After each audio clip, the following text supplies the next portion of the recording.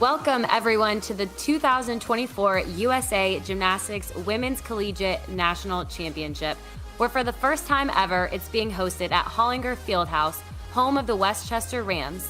One of the 6 teams that we'll see throughout the 2 sessions today, vying for those coveted 4 total spots to lead them into team finals tomorrow night.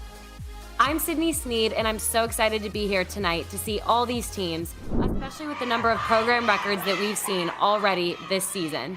Speaking of which, I'm just as thrilled to be joined here today by former Westchester alum TIARA DETOMMASO. This is going to be such an action-packed night as Westchester, Brown, and Lindenwood hope to nudge their other competitors from a spot in the finals tomorrow night. We have a lot of great gymnastics ahead, but first we wanted to thank our sponsors for today's competition. For those in the area, Chester County Tourism welcomes those to Brandywine Valley, the heart of America's garden capital where springtime is bliss. Stroll lush gardens in full bloom, from artfully curated spring blossoms at Longwood Garden to natural bursting with azaleas and wildflowers of every color. A place I think worth the visit after what's going to be some tight gymnastics today. Synergy Gymnastics in Malvern, Pennsylvania, founded and led by women who believe in the power of female unity, committed to building a culture of teamwork, caring, respect, empathy, energy, and grit, not qualities we will be shy of in today's competition. Synergy wishes the best of luck to all the competitors as well. Along with these athletes tonight, DGS Gym Supply strives for perfection and has done so for 30 years. The largest gymnastics supply company in the U.S. and official grip supplier for the USA Gymnastics men and women's national team. Lorenzo Steak and Hoagies, known as the Big Meat on Market Street. However, I think they may have to put the title aside this weekend with this gymnastics meet happening right down the street. Home of famous #1 pound cut-to-order hoagies and cheesesteaks, as well as the 14-ounce hand-cut ribeye steaks. They're guaranteed to have something for everyone. I'm gonna need a snack by the end of this competition before it even starts. LaFleur's Gymnastics, opened since 1980. LaFleur's prides itself on running one of the best gymnastics-only training facilities in the Tampa-St. Pete area. Former Alabama competitor Melody, along with Mike, former Indiana gymnast, wish all the athletes the best of luck today. CIC for Life and Annuities, a full-service brokerage agency providing products, marketing, and underwriting support for financial and insurance professionals. Their vision is to improve the lives of others through life insurance solutions and by providing leading insurance opportunities through products, marketing, underwriting, and case management support for financial professionals. And last, The Palace, a one-of-a-kind bowling alley and entertainment center offering fun for the entire family, which includes a full-service bar, snack bar, leagues, parties, and a plethora of other activities. Be sure to reserve a lane after this meet because we know your competitive juices are going to be flowing after you see the insane gymnastics tonight. Let's get ready for some big gymnastics. Westchester, Brown, and the reigning champions, Lindenwood, who's going to be competing tomorrow and who's going to wrap up the 2024 campaign in today's competition. We are going to see coming right up.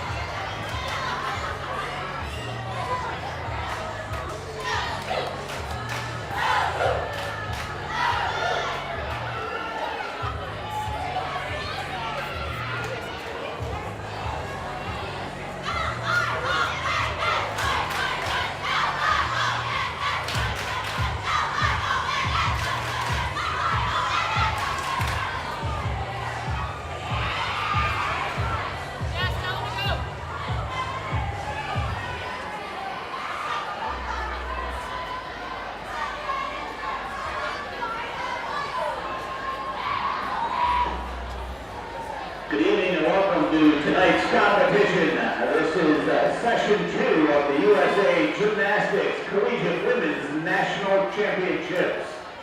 Tonight, 3 teams will compete in hopes of advancing to tomorrow night's team final competition.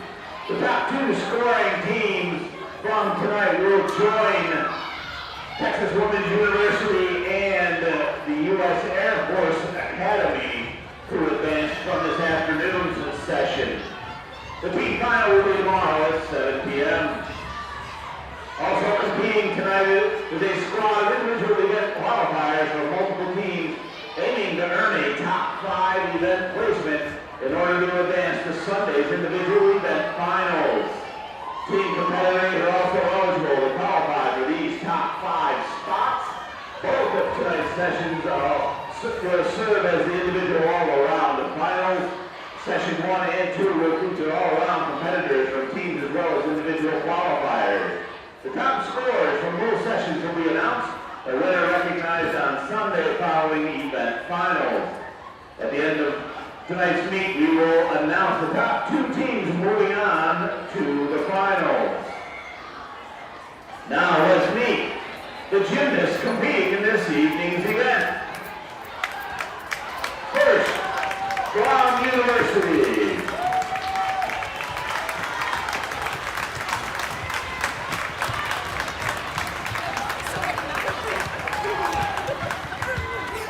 A freshman from London, Massachusetts, Lindsay Van Eyck. A senior from Weston, Connecticut, McKenna Weiner. A senior from Austin, Texas, Lauren McEwen. A senior from Valley Village, California, Allie Lowe. A senior from Devens, Massachusetts, Angela Zing. A junior from Haverhill, Massachusetts, Julia Bell. A junior from Williamsburg, Virginia, Sophia Sokolowski. A freshman from Hillsborough, California, Lindsay Yang. A sophomore from New York, Liza Marcus. A sophomore from Tustin, California, Jessica Lynn. A junior from Brooklyn, New York, Maya Davis. A freshman from Barrington, Rhode Island, Emily Ford. A sophomore from Chula Vista, California, Sophia DeWar. A senior from Downers Grove, Illinois, Lauren Kramer. A junior from Eugene, Oregon, Addie Leehart. A senior from New York City, Asta Farrell. A freshman from Houston, Texas, Alexa Shields. A senior from Springfield, Missouri, Laura Swords. A sophomore from North Haven, Connecticut, Umi El Maman. And a freshman from New York, Talia Blight. Rotating with ground as an all-rounder from the University of Bridgeport, a sophomore from Brick, New Jersey, Abigail Penny.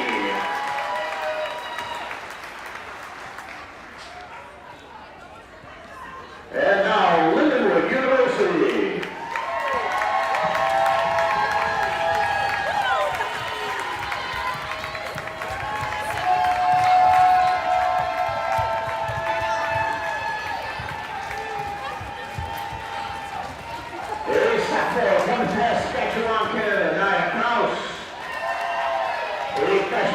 Chandler, Arizona, Jaden Kasuf. A junior from Mays Landing, New Jersey, Hannah Applegate. A grad student from Baton Rouge, Louisiana, Gayla Greenwald. A senior from Easley, South Carolina, Hannah Moon. A junior from Suffolk, Virginia, Trinity Cathy. A grad student from Rentham, Massachusetts, Sydney Lopez. A freshman from Parker, Colorado, Ellie Brownfield. A junior from Makina, Illinois, Kaylee Cooper. A sophomore from St. Charles, Missouri, Reese Beckley. A senior from Belleville, Illinois, Reagan Jones. A senior from Dallas, Georgia, Simone Evans. A senior from Murfreesboro, Tennessee, Savannah Newsom. A freshman from Chatsworth, California, Kayla Ringgold. A senior from Tulsa, Oklahoma, Madison Rush. A sophomore from Memphis, Tennessee, Allie Berkeley. A freshman from West Des Moines, Iowa, Leah Parton. A sophomore from Williamsburg, Iowa, Julie Jones. A sophomore from Shawnee, Kansas, Samantha Kunzel. And a senior from Douglasville, Pennsylvania, Nicole Wilczek.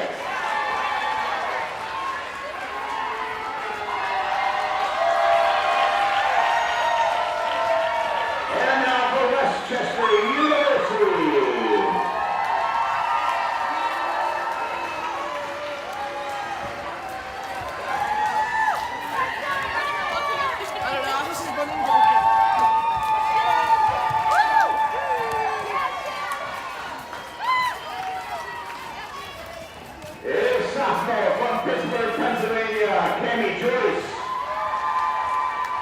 Junior from Bolton, Massachusetts, Natalie Marshall.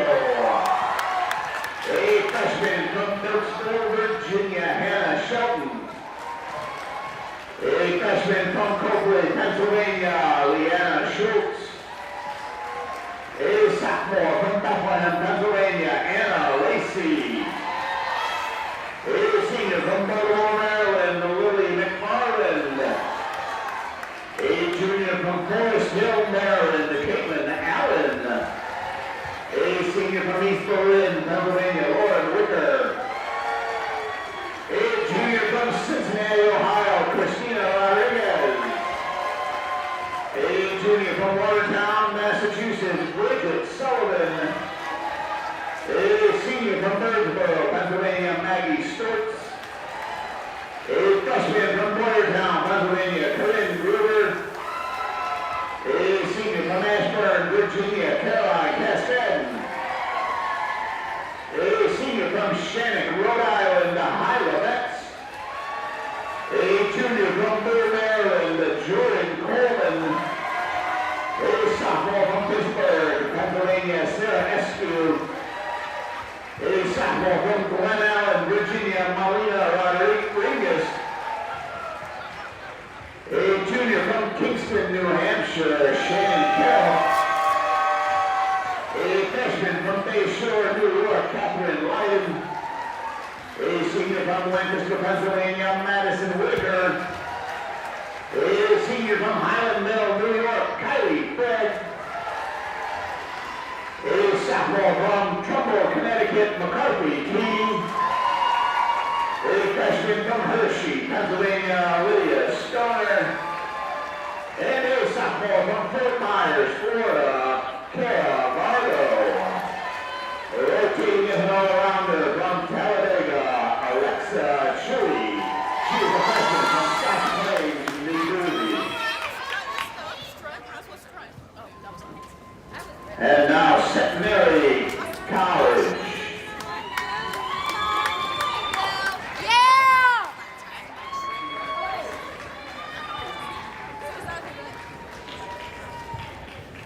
A senior from Belchase, Louisiana, Lacey Wedge. A freshman from Cape Coral, Florida, Willie Williams. A sophomore from Bedford, Texas, Amy Foray.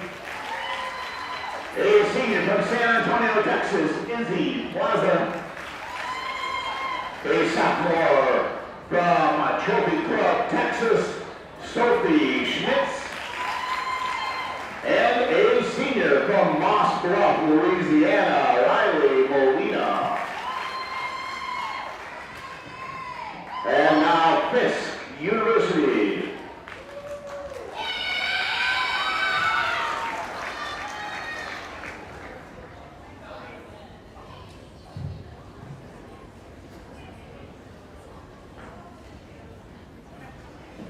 Anaya Taylor, a freshman from Columbia, North Carolina, and Jerry Reese, a freshman from Grantville, Georgia. From Talladega College, a 50-year senior from Bailon, Puerto Rico, Alondra Maldonado. from Bridgeport, Georgia, Landon Williams. A freshman from Ontario, Canada, Kiora Williams. A freshman from Kingston, Jamaica, Jamelia Duffus. From the University of Bridgeport, a sophomore from Scotch Plains, New Jersey, Tamara Singletary. A junior from Austin, Texas, Catherine O'Coin. A senior from West Hartford, Connecticut, Hannah Berry. A freshman from West Boylston, Massachusetts, Nova Stark. A junior from Pittsburgh, Pennsylvania, Olivia Marina. A sophomore from Bayville, New Jersey, Molly McElvey. And a sophomore from Austin, Texas, Samantha Noakes.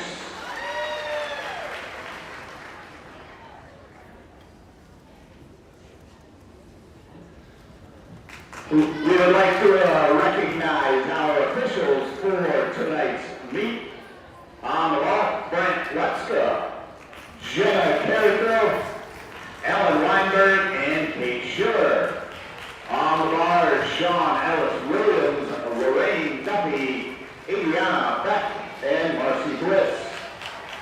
On the team, Mark Welch, Dylan Rapp, Lynn Clemente, and Jen Perry. On the floor, Lois Coburn, Alicia Good, Kevin Freeman, and Laurel Sherman. The meet referee, Sandra Holsable. As a reminder to all gymnasts and coaches, when you are finished competing, please stay inside your corral until directed by the announcer to move events. We will give the go-ahead for all to rotate as soon as the last athlete has dismounted. The two-minute transition will start when the last score is flashed. And now, ladies and gentlemen, at this time, we now ask that you please rise. Gentlemen, remove your caps, as we are America with the playing of our national anthem.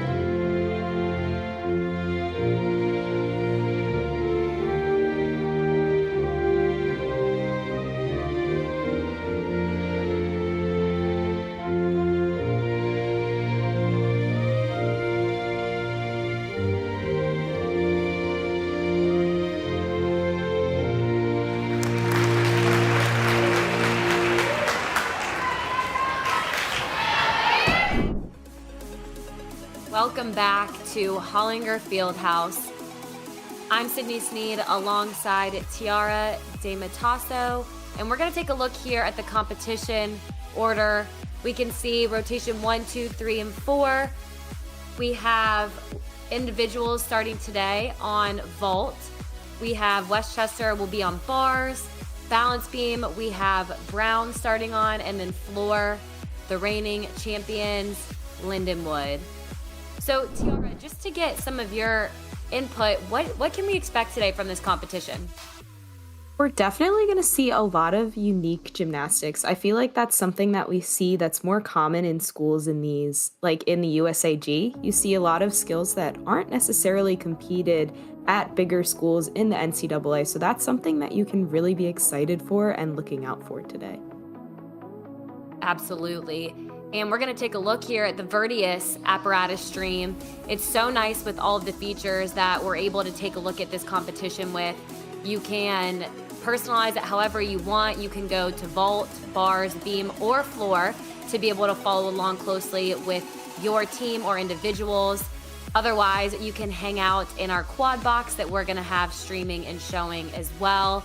But again, if there's a specific event or specific lineup that you're following, Virtius makes it really easy to follow along and personalize it how you wish.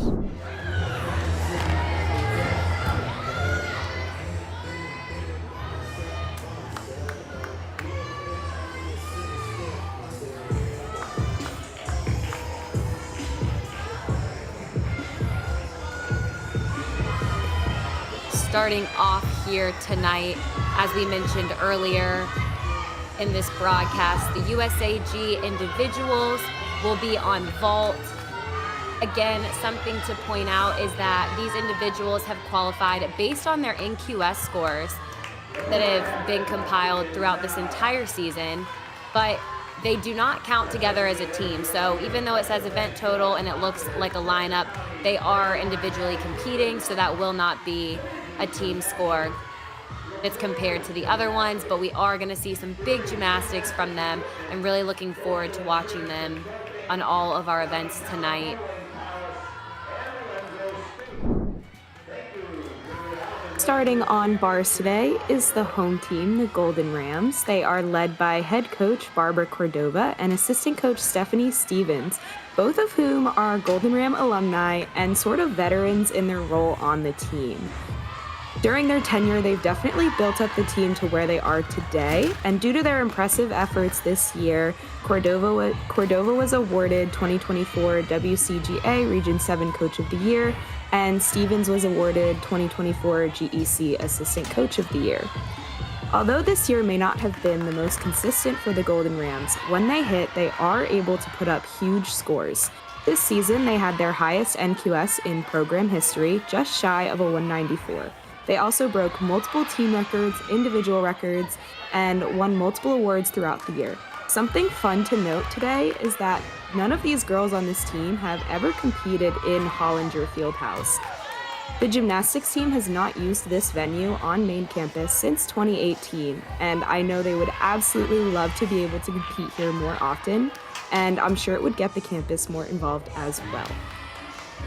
Looking at lineups today, someone to definitely keep an eye out for on this event is Jordan Coleman. Her performances on the uneven bars this year earned her GEC Performance of the Year. She just swings really well on this event and has great lines. Rotating around with WCU is all-arounder Alexa Chewy from Talladega College, just a freshman but already making a name for herself as an all-arounder. Chewy is an extremely powerful gymnast and definitely favors forward acrobatic skills, which is so fun to watch and see those diverse and unique skills. Moving on to balance beam today, we have the Brown University Bears, led by a fairly new coaching staff. Head coach Brittany Harris is only in her second season, and both assistant coach Sophia Hyderali and Tim Lewandowski are both in their first seasons as assistant coaches. All being former gymnasts themselves, this staff has the knowledge to continue to grow the program and steadily rise in the upcoming seasons. This is evident just by looking at the NQS scores from the past 2 years, both of which are above a 194, something that the Bears had not done in the past. This year, the Bears are all in. They started their season with their highest season opening score since 2009. Since then, they had a couple ups and downs with consistency, but were able to put up an NQS of a 194.21. The Bears are hoping to go out there today and do what they know how to do, something they will be able to really hone in on by staying in their bear den and taking everything one step at a time. Someone to look out for on this event for the Bears is definitely senior Angela Zing. At the GEC Conference Championship, she tied for second place with a 9.875, so a super solid and strong competitor on this event. Rotating around with Brown is all-arounder Abigail Kenny from University of Bridgeport. She is a WCGA second-team All-American and obviously a very strong all-around competitor. Again, something super difficult, especially in your first year of NCAA competition. Make sure you watch her on this event. She's so confident on the beam and has an extremely unique acro series. And to finish it off on floor, we have Lindenwood coached by Caitlin Orrell, and wow, has she just really been a force for this Lindenwood team. They won the championships last year and now have done extremely well this year. We're gonna see some really good and consistent gymnastics. You can see their high is a 197, which is huge. In QS, they're averaging at least a 195.9, so pushing that 196. They're definitely gonna wanna get close to that 197 tonight, but just being consistent is their main focus to qualify for tomorrow. We are gonna see some really consistent and, like I mentioned before, big gymnastics from their entire lineup all the way through. So we are about ready to get started here. We have our quad box up and ready to go.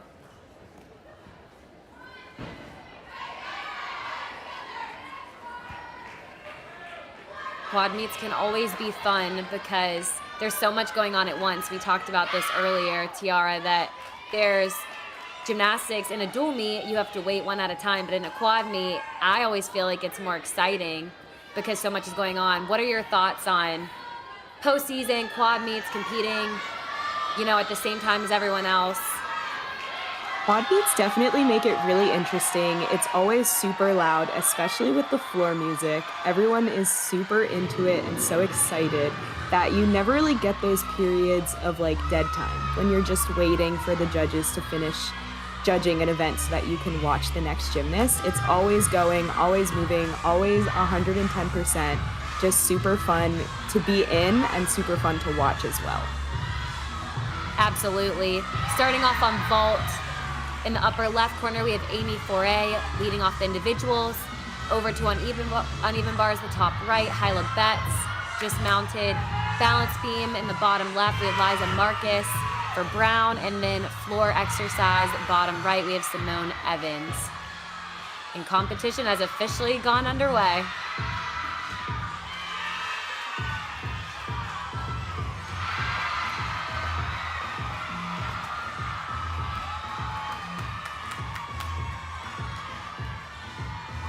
That was a great start on the uneven bars for the Golden Rams from senior Hyla Betts. She's really clean lines, and she was able to finish out with that great double layout.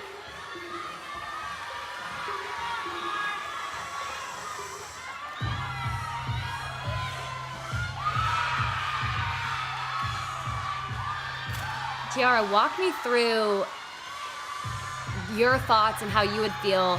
What does Brown need to do starting on beam? It's such a difficult event to start to hit in general, but also to start on in such a pressure-like situation like tonight. What do they have to do to really be successful on that event? Coming into a meet, you're always so energetic. You're always pumped up with these happy energies, but also nervous energies. And that can kind of throw off your balance sometimes. So when you're coming in and starting on the balance beam, you need to find a way to calm down those nerves and use that excitement in order to be solid in your movements and stay focused and stay just squeezing completely tight to be on that balance beam and solid. Yeah, I think all of these athletes make beam look a lot easier than it really is for everyone that's tuning in and watching. Balance beam is not easy at all.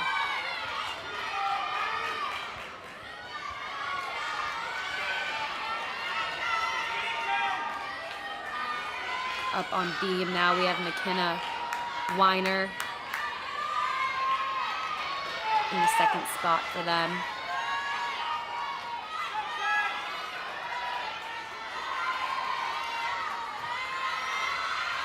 A 9.475 for Amy Foray to lead off on vault. And then balance beam, Liza Marcus starting off with a 9.775. That's huge for Brown, coming out of the gate strong, especially on a tough event like we just were talking about.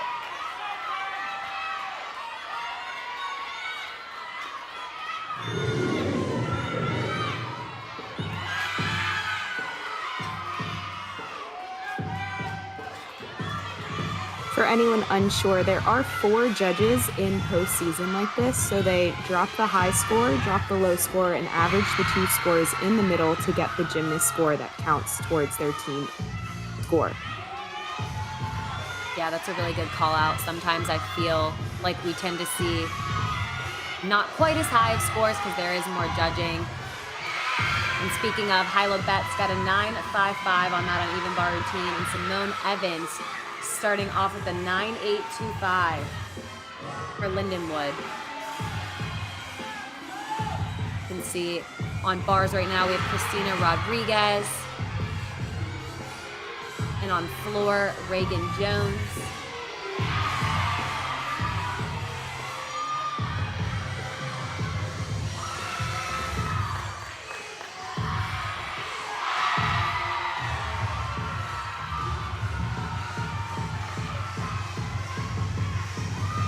Great dismount from Christina.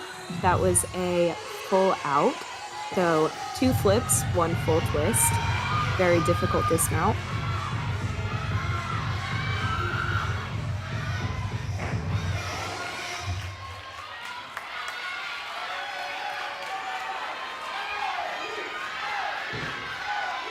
Isabel Plaza on vault.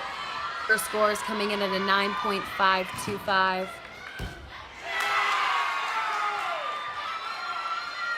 It looks like we had a stick on that layout Yurchenko in the top left corner. We were talking in the last session just about how sticks can be contagious. Do you agree with that? For sure.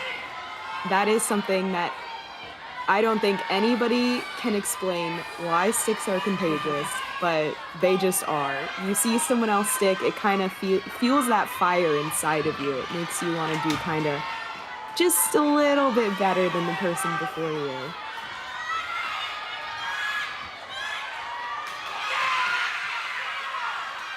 What a unique series there on the balance beam, a side aerial into a back handspring.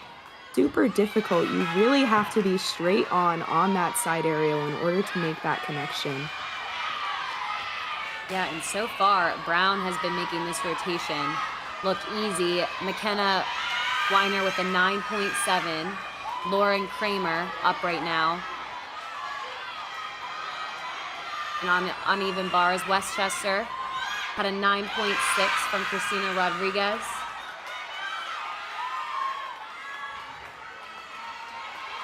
Unfortunately, Lindenwood had a fall from Reagan Jones. I believe it was on her last tumbling pass. So walk me through that, Tiara. You're on your first event, you fall, or you have a fall in your lineup. How are you feeling just as that athlete? How are you feeling as the rest of the team that has to go up after her? Take me through what you would be feeling like in that situation. It's definitely a tough situation to be in. You never want to be someone that falls. It kind of puts a little more pressure on the rest of that lineup. But, you know, things happen. You can't always be perfect. This is a sport where you're literally being judged on how perfect you can be. And as we all see from the scores, it's not quite possible to be perfect every single time. So a lot of these teams come in and they have kind of a got your back mentality where each of the gymnasts are there for their teammates. They're ready to step up and step in and get those hit routines and get the teams back on track. Exactly, and that's exactly what Lindenwood's going to have to do. Reagan Jones' score came in at a 9.050. So the rest of the team is going to have her back so that they can bounce back. We have Sophie Schmitz on vault with a 9.55 as well. And then bars, Westchester is continuing to climb, a 9.7 from Melina Ringas.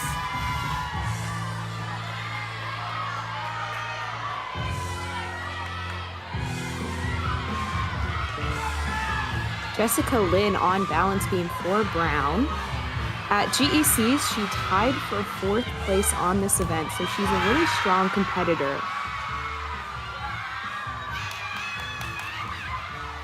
Another stuck vault from Jamelia Duffus. Wow. Love that celebration. Or excuse me, Kiora William. She had a stick. Jamelia Duffus had a 9.65 on vault, so they are absolutely rocking this vault rotation.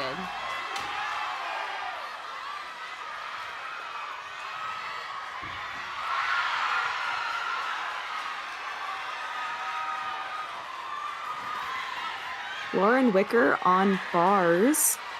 She stepped into the lineup very late in the season. She didn't compete an exhibition routine until only a couple meets ago. So to be in this pressure situation after not really competing all season is super impressive.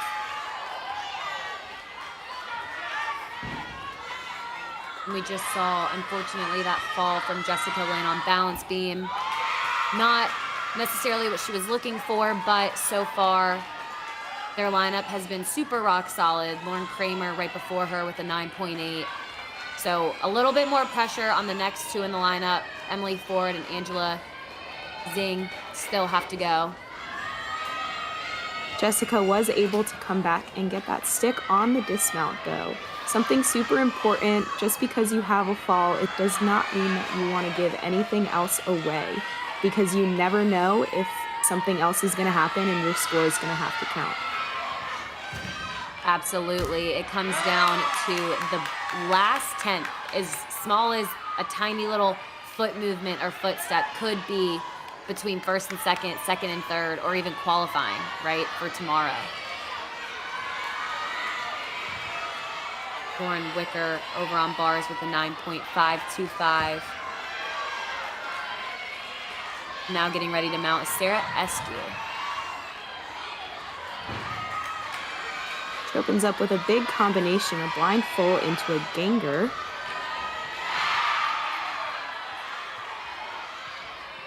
That's a unique release move. I don't feel like I see too many gangers anymore on bars. Not quite as many as there used to be. It's really hard to keep those legs squeezed during the turn and the catch. So I feel like people will opt for a Jaeger or a Tkachev where it's easier to keep that form and not really give away those form breaks.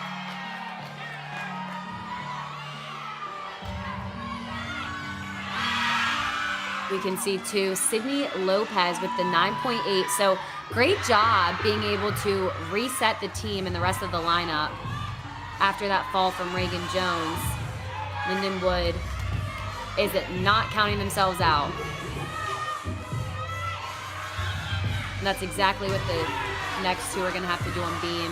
We could see Jessica Lynn with the 9.2. Emily Ford just had a great save on the beam. Yeah, it looked like, did her hands touch the beam? Potentially, I'm not exactly positive, but you know, putting up a fight like that, it's impressive regardless.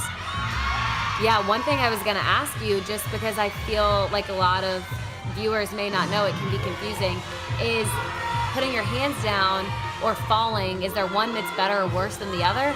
I mean, obviously you don't want either, but.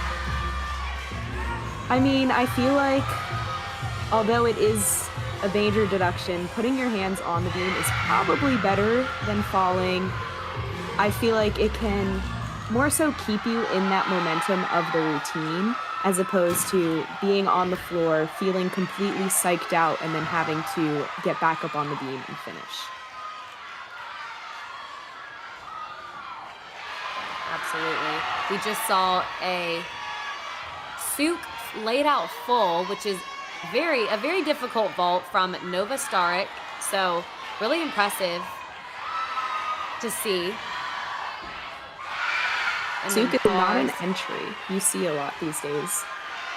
Yeah, it's very unique. I rarely see any of those. We saw two on uneven bars, Jordan Coleman.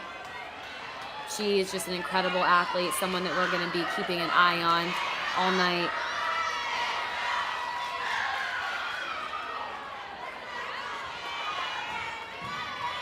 Something I love about these postseason meets, when they do have other individuals rotating around with them, these teams really step up and they kind of bring these individuals into their team as if they're their own teammates. On bars, you'll see now Westchester is setting the bars for Alexa Chewy from Talladega. It's the little things like that that just really make you feel welcomed into the sport and just like in the atmosphere in general. Yeah, that's a great call out. Athletes supporting other athletes, and you're getting to meet new friends and new teams along the way. So I love that as well. And Sarah Eskew on uneven bars with a 9.725. I'm expecting Jordan Coleman to have a high score as well to finish out the rotation for them right now. And unfortunately, just couldn't quite hold on that beam routine. Angela Zing.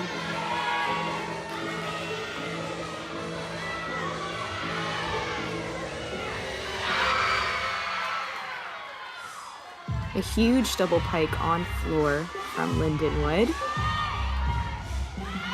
Lindenwood is putting up huge numbers during this rotation. Reese Bachel went a 9.825 on her routine. So again, they are really making up for the fall that they had earlier. They are not fazed by it at all.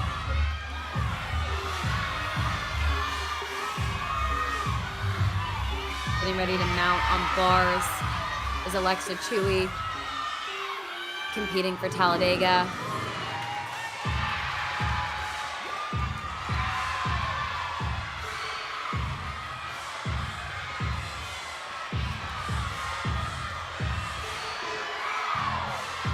Closing out here with a double layout, looking to hone in on that landing.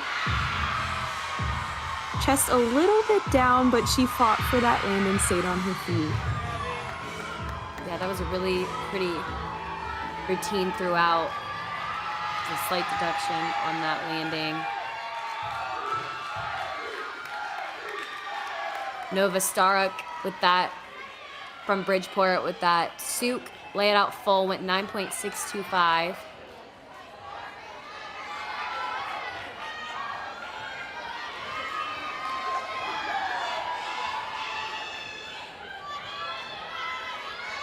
And now waiting on balance beam for Bridgeport.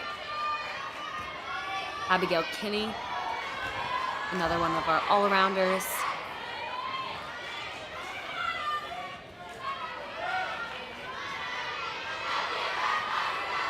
So unfortunately, Brown is going to have to count a fall on balance beam.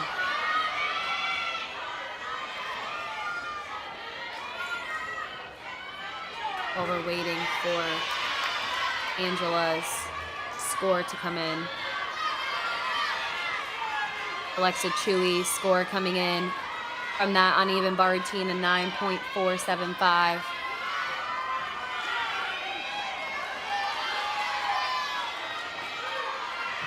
Here it is, Abigail Kinney's series. Standing front tuck to standing back tuck. I don't even think I can explain how difficult that series is. Doing that first element on its own, a standing front tuck, something that not all gymnasts are able to do, let alone doing it on a 4-inch wide balance beam. Yeah, very impressive, going forwards and then backwards right away. Something else impressive on floor exercise, Gayla Griswold went 9.875. Huge score for Lindenwood. And now finishing out in the anchor spot for them is Bailey Jones.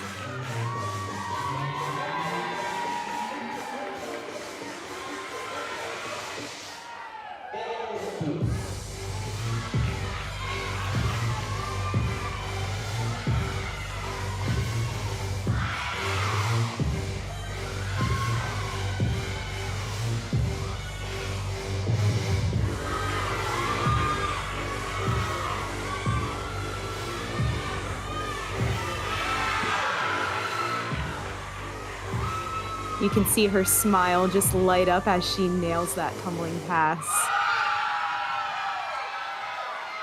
That's always one of my favorite things to watch, is the excitement and the cheers and the people screaming and yelling afterwards. For your touch. In the second rotation, Lindenwood will be on the vault. So we'll take a look here at the event summary after the first rotation. We can see on vault we had the individuals with Jamelia Duffus 9.65 and Kiora Part-Williams with a 9.825, the top two scores. From that, we saw a unique vault with that souk to a full, which was really neat. Then over on uneven bars, we had a 48.35 from Westchester. So off to a really good start. We saw some high scores at the end of the lineup as well. Balance beam, unfortunately, Brown had a couple struggles here and there. It is a hard event to start on, and there were a lot of nerves, so they did have to count 2 falls. And then over on floor exercise, Lindenwood was just lights out with, we're still waiting on the score, but I imagine it's gonna be pretty good, and they are just continuing to climb through each athlete. So, Tiara, what are your thoughts on this rotation? I am super impressed with Lindenwood and how they bounced back after that fall. They really had each other's backs and they did not give anything else away. And I'm sure that Brown is going to put this event behind them, move on to floor with a fresh new perspective, and really just attack the rest of this meet. Absolutely. Now we're gonna take a look at the Brown head coach on what USAGs mean to her, and then take a look at our friends over at Brandley Wine.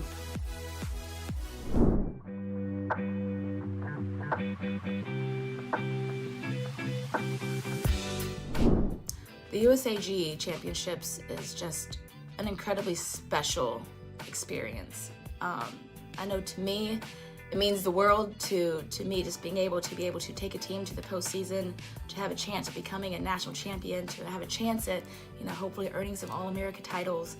But it's the icing on the cake of an incredible season. It's all about the highs, the lows, the journey from preseason all the way through season to qualify to this championship. But then once you get here, enjoying the ride, enjoying the journey, enjoying these seniors for one last time.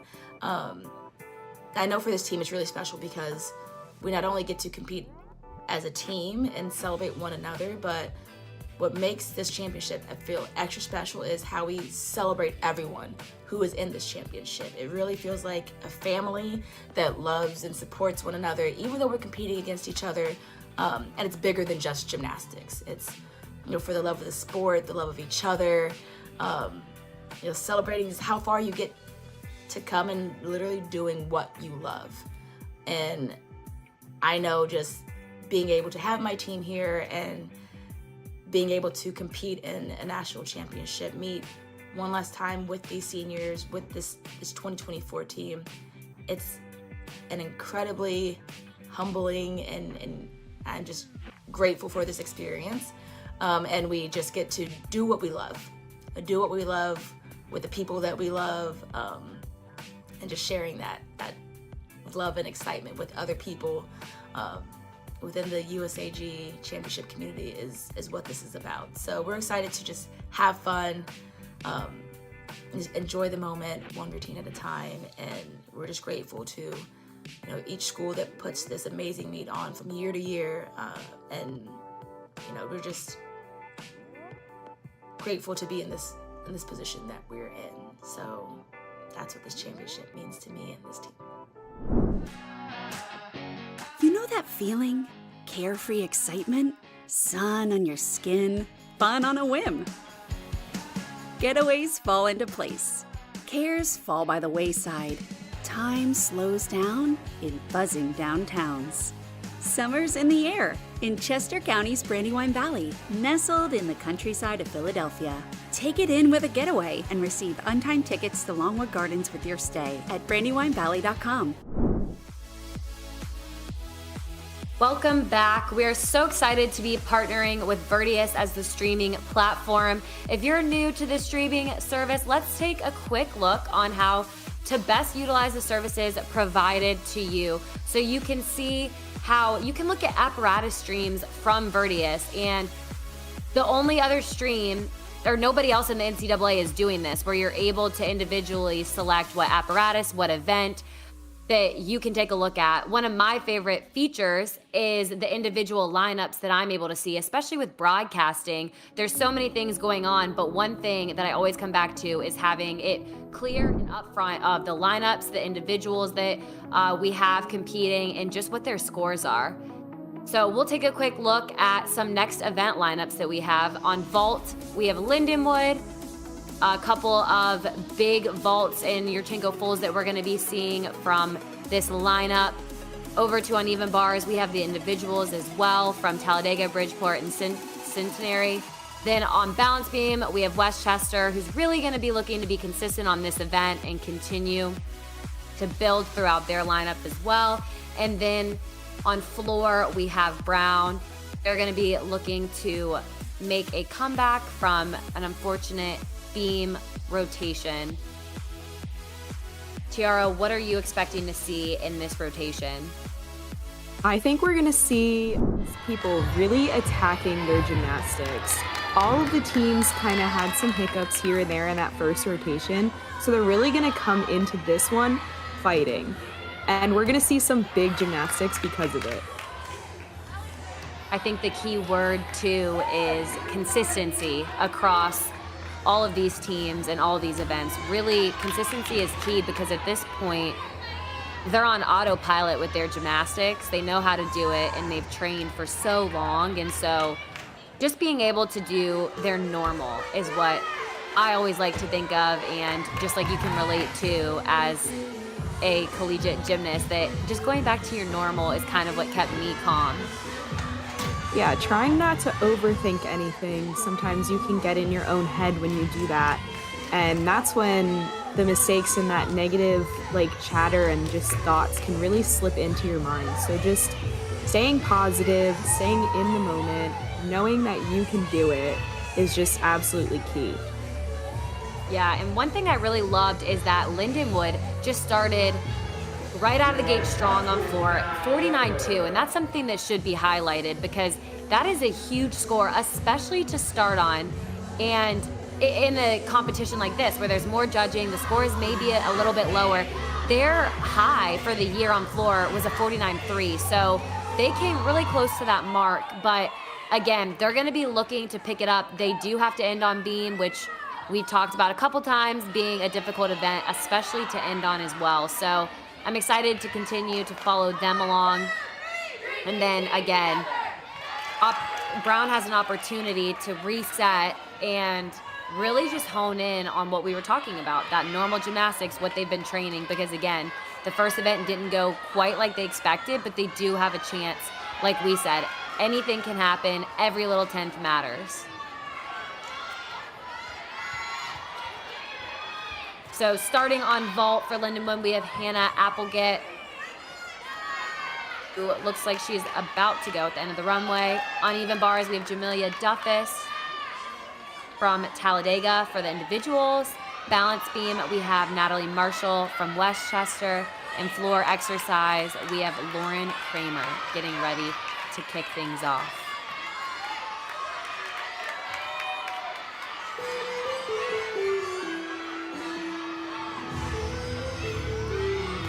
We are definitely in for a treat in this rotation with a lot of strong competitors on these events.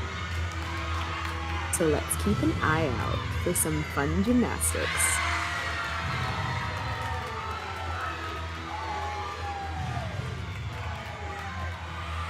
I'm excited to see a lot of sticks in the last session.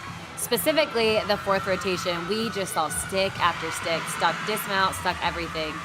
And an unfortunate fall on balance beam. You always hate to see a fall because you know it's a fluke thing for the athletes. It's just always so hard because you know they work so hard too. Yeah. I do want to mention on bars, that was just Jamelia Duffus.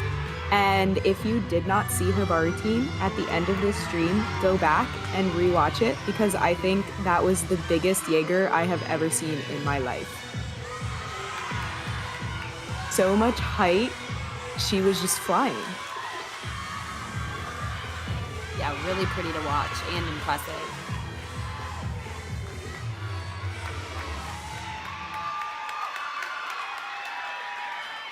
Unfortunately, too, we saw on beam from Natalie Marshall. Looks like her leg just gave out on that dismount as well. So that's definitely the score they're going to be looking to drop.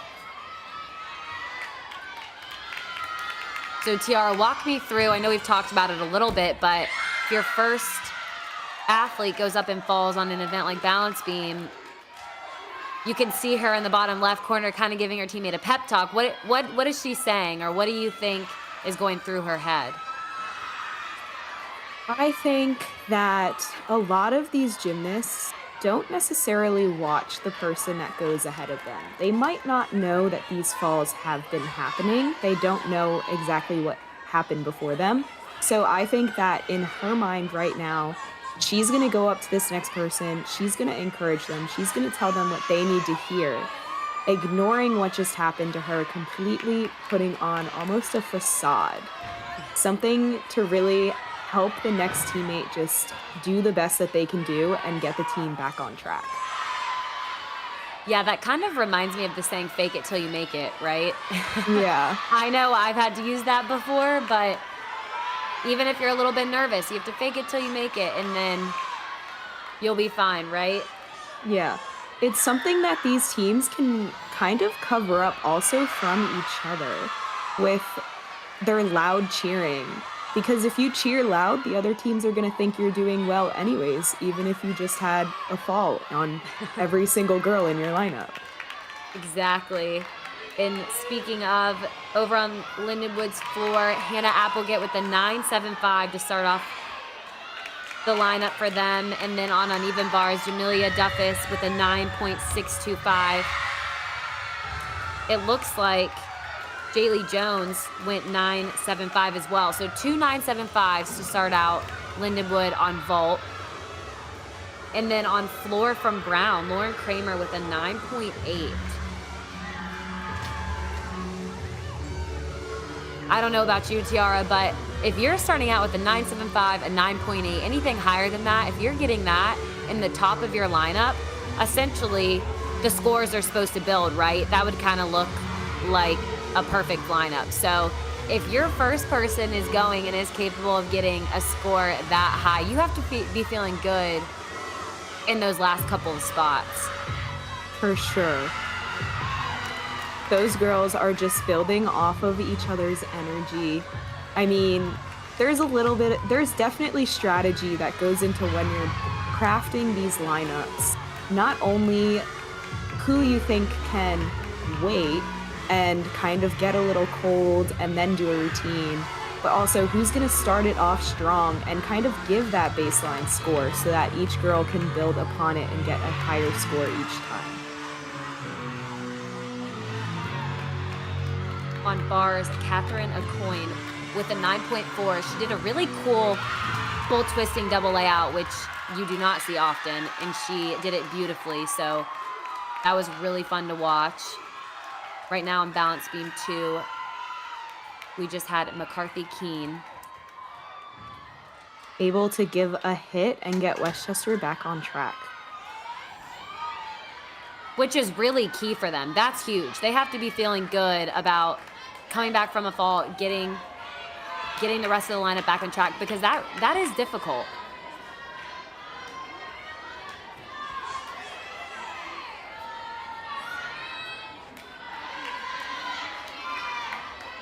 On bars right now, we have Olivia and Barlina. Over on vault, Allie Berkeley is about to go. Reese Bachel with a 9.85. Lindenwood brought all of their power on floor right over to vault. So this is definitely working in their favor. Yeah, this is definitely an event that they're able to capitalize their score on also. Talk to us about how when you say capitalize their score, obviously each team is going to have stronger events and weaker events. So how important is it when you do have those strong events to, like you said, capitalize on them or essentially do really well on them in a meet like this? It's extremely important to know that you can put up a strong score on a certain event is kind of a confidence booster. To get over to that event and put up a score that you're like, I knew I could do this, then you go into the next rotation and you're like, I can put up a strong score on this event. And you kind of just keep building upon that meet and that event. But also vault in general, ever since they made that rule change that devalued the start value for Yurchenko fulls, it's been hard for a lot of schools to get that start value up. So when you have a lineup that has higher start value vaults, you're already starting off kind of at an advantage over other schools like Westchester that don't have those higher start value vaults.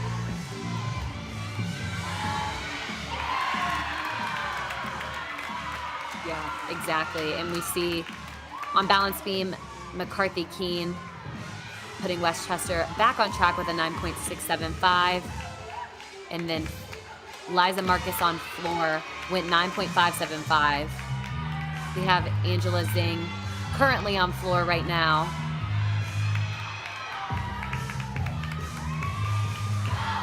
On bars as well, Sophie Schmitz.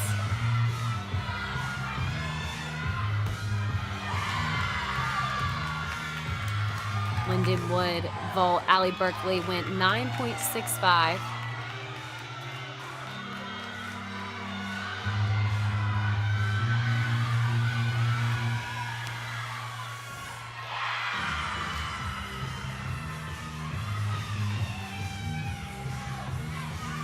Great double pike on floor, really brought the energy on that choreography. Great finish to that routine.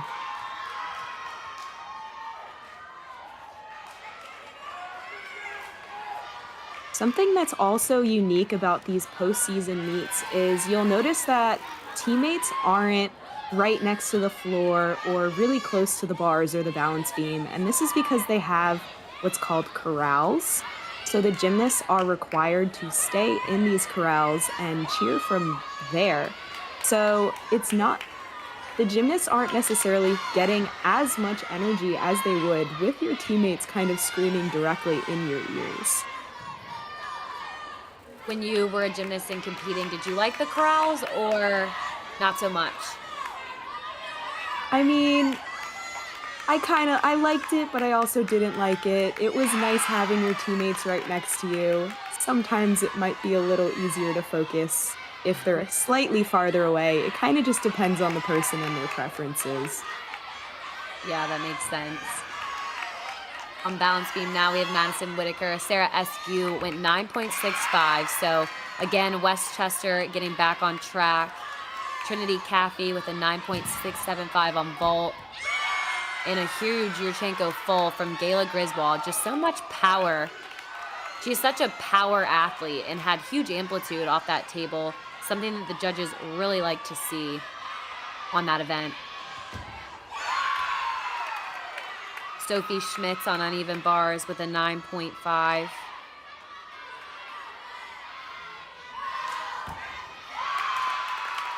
And we're still awaiting Angela Zing's score on floor exercise. On bars right now, we have Kiora Pert-William.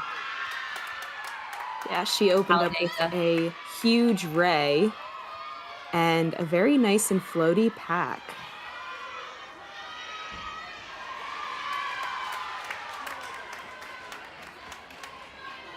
Little chest down on the landing, but once again fought for it, stayed on her feet.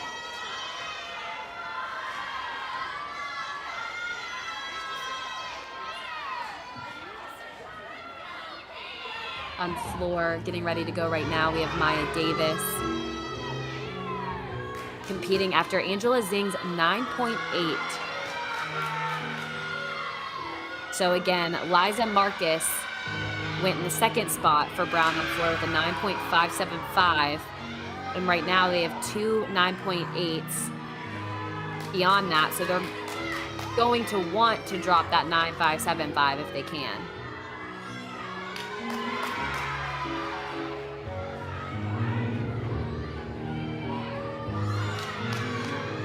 And Gayla Griswold from Lindenwood wrapping up their lineup with a 9.75. So they will be done their second rotation.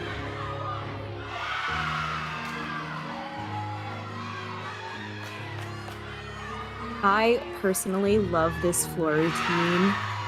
It is so classical and just so fluid and such great movements.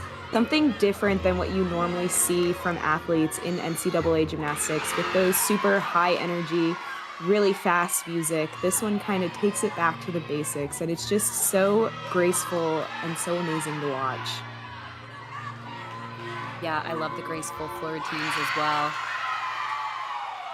Sometimes I think people forget that this choreography takes hours to learn, and artistry is truly a point of the floor exercise and something that the judges are looking at.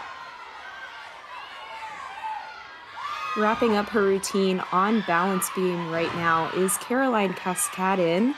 She was GEC Specialist of the Year for her performances on the balance beam and the floor exercise this year.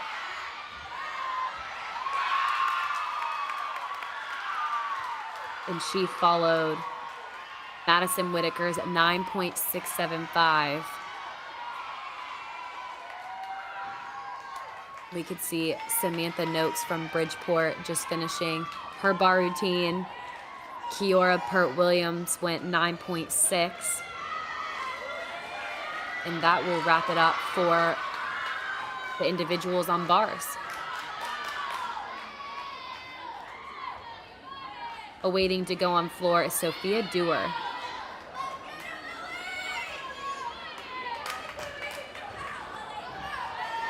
Going back to when you mentioned Caroline Cascadin, GEC Specialist of the Year, talk to us about how important that is, what an honor it is to be named that, and how special it is. These conference awards are just so special. I mean, it's nice to kind of just see all the hard work that you did pay off in kind of a different way. It's not just a medal at the end of a meet or, oh, I did well this one day. It really kind of shows that you were just consistently doing well the entire season and just highlights all your hard work. And her hard work is paying off because her score on balance beam just came in with a 9.775. So she is leading Westchester with the highest score on beam so far. Now up is Lily McFarland. We're really going to want a solid hit routine from her to finish out their lineup.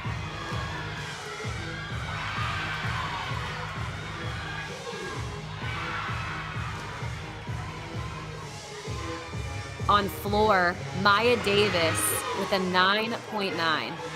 That is something to call out because we have not seen too many 9.9s today.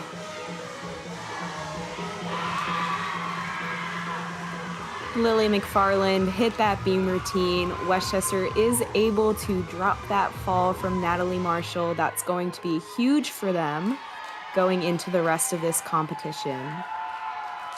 Absolutely. Samantha Noakes, you could see, and did the bar rotation with a 9.475.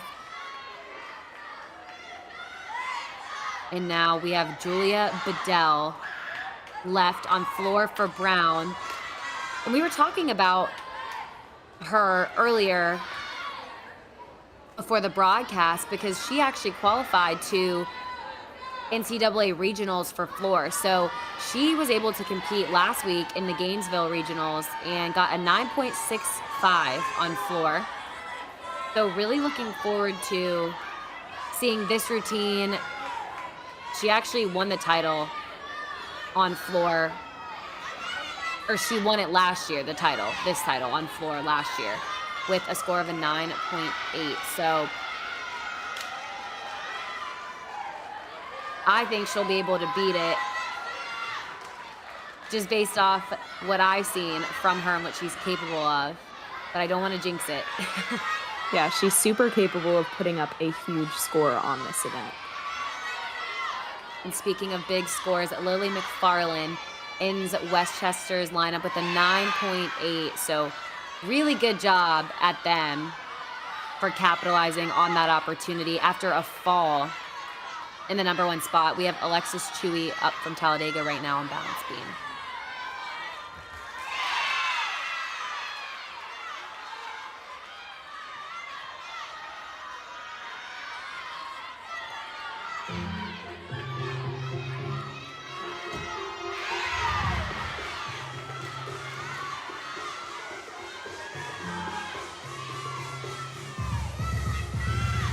I'm just so excited for this flow routine. I am too. She'll be following Sophia Dewar's 9.85. So they're on a roll in this floor lineup.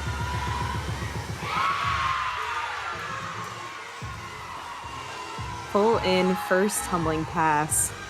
Huge. So difficult. You won't see many of those in this competition, so definitely unique. And what makes it so unique is that it's an E-level tumbling pass. And that just shows the difficulty of it. You have your A, your B, your C, your D, your E. We'll stop there for now. But A being the most simple and easiest skills, and E being more difficult ones. Oh, no. Such a difficult tumbling pass. I was gonna say, what did you see on that, Tiara? It looked like she was a little bit under-rotated, a little bit out of gas. It looked like she didn't quite get the right punch that she needed, was just a little bit under-rotated, couldn't quite pull her feet around. You have to think about that too, though, is like we just mentioned, she was just at a regional meet last week. So she has been through it physically. It's such a hard sport on your body, especially floor being one of the most physical events. And so she went and competed last week, and now she has, this weekend as well. So you have to keep that in mind too. But unfortunately, they're going to want to drop her score. So again, they still had a 48.925 without counting Julia Bedell's score. So that speaks volumes to that floor lineup. Up next, we have Abigail Kennedy from Bridgeport, rounding out floor exercise and rotation number 2. Yeah, these girls go through a brutal 13 weeks of competition season. I mean, a little more than that when you include postseason and the weeks in between it, where they're just really putting such a strain on their bodies. It's so difficult. They really have to be making sure that they're fueling themselves right, staying hydrated, trying to keep themselves as healthy as possible to get through to the end of the season. Yeah, and we talk about the physical toll it takes, but it also plays a huge factor in the mental and just emotional toll of the sport as a whole. Can you walk us through what that side of it looks like too? Gymnastics is such a mental sport. Growing up, I had a coach that would say gymnastics is 95% mental and 5% physical, because your physical ability is there, but if your mind gets in your own way, you're not going to be able to achieve your goals. You're not going to be able to get out there and do what you want to do. So you really have to make sure that you're clearing your mind. You're saying those positive affirmations. You're just staying in the moment and just throwing out anything that might be negative that you're thinking of. Yeah, that is so true. And you think about it, because we used to do mental reps and mental sets all the time, because like you said, they were just as important, if not more important, than the physical sets, because these athletes have been doing this sport for 10, 15, even 20 years for some of them. So at this point, you're gonna know how to do the gymnastics part it's more of that mental part of the consistency and the little tiny details that they're really focusing on. But especially in postseason, it looks like we're waiting here a little bit longer. So how does postseason, is that where you should be peaking? You know, because I think a lot of people like to say, oh, postseason, you should be on it. You know, that's when you have your lineup set. You have, maybe you're going after that extra 10th on each routine. But why is postseason so important to be at your best as a team? That's when the scores really matter. I mean, all season, you're building up to postseason. Granted, yes, during season, that's when you make your NQS score, but at postseason, that's when all of the fun stuff really happens. That's when you get to these meets and you get the chance to qualify for a team final. You get the chance to qualify for an event final, to really just vie for those titles on each event and as a team. So you really want to kind of time your training and peak at the right point so you don't burn out by the time that you get here. Yeah, exactly. And also, with that peaking at the right time, it's fun because you get the opportunity to do all these things, but it also adds on that extra bit of pressure of, like tonight, 2 teams being able to qualify onto the next round to compete for a championship. So after a long judges conference, we have Abigail Kenny from Bridgeport up on floor.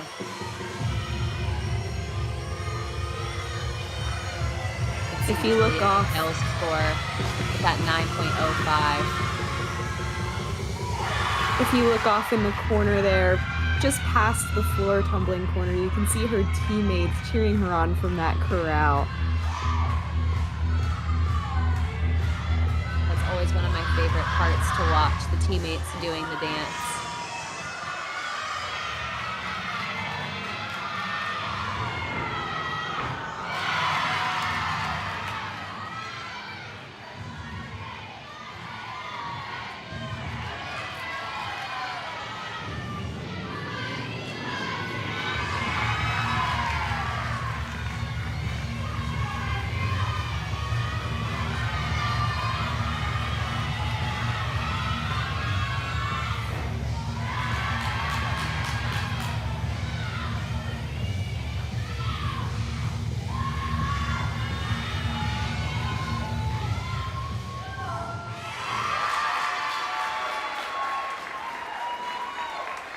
Great finish by Abigail Kinney.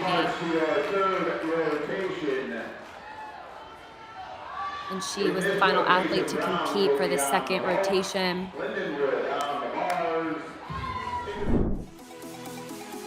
Let's take a look at the event summary after rotation 2. So vault, we had Lindenwood with a 48.775, putting up big numbers with that 9.75 by Gayla Griswold and a 9.85 by Reese Bachel. So moving on to bars next is where they're going to want to continue that momentum. The individuals for bars, we can see the highlights: Jamelia Duffus for Talladega, the huge 9.625. On balance beam as well, 48.575 for Westchester.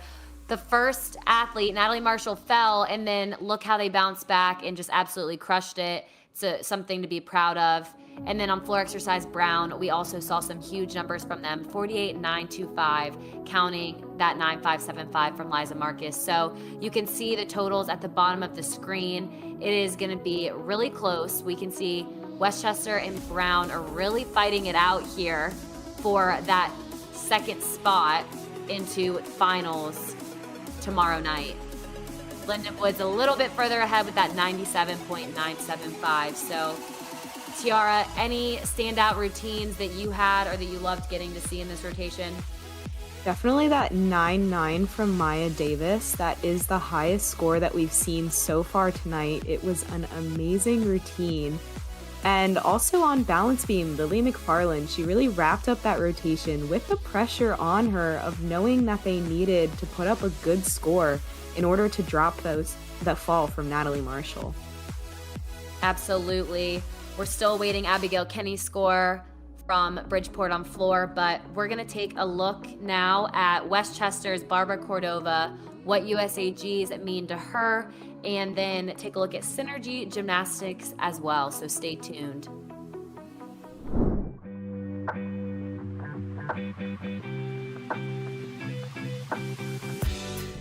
And I really feel like this championship is really one of the huge things that has made our program so successful. When I started 16 years ago, as you know, we were just trying to break 180. We went to this championship, I had one all-arounder qualify. Then the next year we had two all-arounders qualify. And then I think it was maybe in 2014 was the first year that we had an All-American.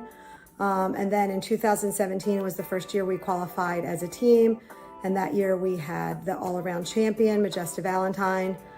And then we've qualified as a team several more times since then. But the thing is, this championship really is, I think, the main thing that has helped grow our program, because it provides an opportunity for athletes to compete in postseason, to earn All-American status.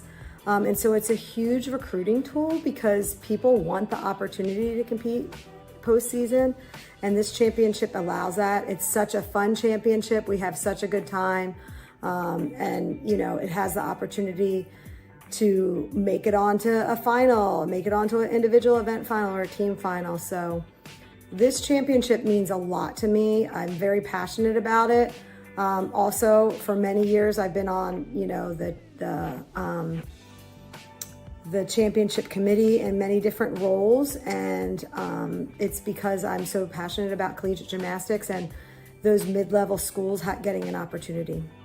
Synergy Gymnastics, established in 2020, located in Malvern, PA, offers recreational classes, USAG competitive levels 2 through 10, and Excel. We strive to instill strong foundational skills to help our gymnasts grow and progress in their gymnastics, as well as build lifelong skills. Synergy is proud to be sponsoring the 2024 Collegiate National Championships hosted by Westchester University. From our team to yours, we wish the gymnasts and their teams the best of luck this weekend. Have fun, ladies! Welcome back. We're gonna take a look at the Virtius platform and the apparatus streams that we have here. And Tiara, what is your favorite feature about the Virtius platform? I honestly love that I can see the headshots of who's competing on the event, because sometimes I don't know people by their names, but I know what they look like, and I can't quite make out their face from the stream, but seeing their headshot there makes me know who they are, makes me want to watch that routine. It's just such a great feature. Absolutely, and you can see here being able to look at each event individually, along with their totals, with their scores. I know Tiara and I, as broadcasters, this is absolute gold here. We love being able to look at this. So everyone needs to be able to test out all these features. We've mentioned a couple here now, but it's definitely something that I use, and I'm able to watch other events that are going on, not just this current one, any other events. So you can subscribe to their YouTube channel as well. There's no paywall with YouTube because of the local sponsors that just allow Virtius as a platform to stay out of paywall. So if you go to YouTube, you can see all scores, streams, production streams, like we're showing you right now. And it's really just changed the game for live scoring. Just from a fan's perspective, especially gymnastics fans, new gymnastics fans we have, broadcasters like us.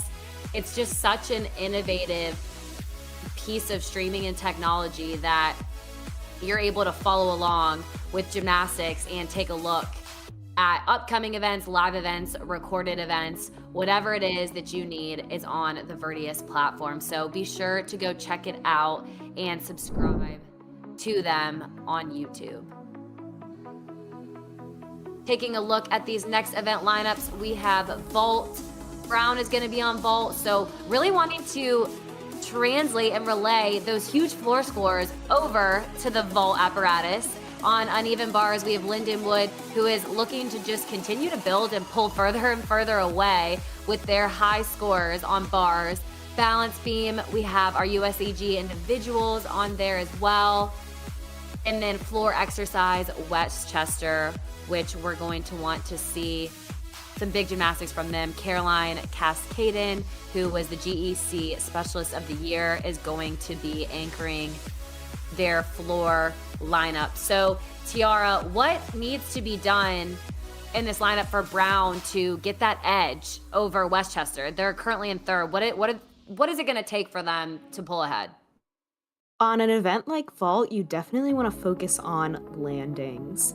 Landings at the end and showing that stick before you salute, really just planting your feet. That's going to give them that edge in order to try and pull forwards. Yes, landings. That is a common theme and consistent theme amongst talking to all of these coaches this week. They want consistency and they want those landings because you think about it, you have 6 athletes up on each event, 5 scores count, but if you had five steps on a landing, that's 5 tenths right there, which could put you from first place to third place. So the landings and the little tenths do add up. And again, we're in postseason now, so we do expect to see more attention to detail. Yeah, those tenths can separate the championship from first to second, second to third. It's completely possible for the top 2 teams to only be a couple tenths apart. And we're kind of seeing that with Westchester and Brown right now. They are only a couple of tenths apart. It's a very close meet at this halfway mark. They're both going to need to really hit these last 2 events to try to get that edge on each other. Were you an athlete that liked to look at the scores, the team scores, to see where you were or what you needed? Or were you more hands-off of, I don't want to see it, I'm in my own bubble? I went to Westchester, and as a whole, we were very hands-off. I don't want to know what the scores are. Let's stay in our RAM bubble. Let's just focus on doing what we know how to do, and that's how we're going to be able to do our best. Yeah, I love that approach too. I think it just adds more unnecessary pressure when you're looking at the scores because judges' scores is actually one thing that you can't control. So you could do a great routine and still not get the score you think that you should have, and there's really nothing you can do about it. So I think one thing that we've learned throughout collegiate gymnastics is only control the things that you can control, and scoring is not one of those things, like what score you get.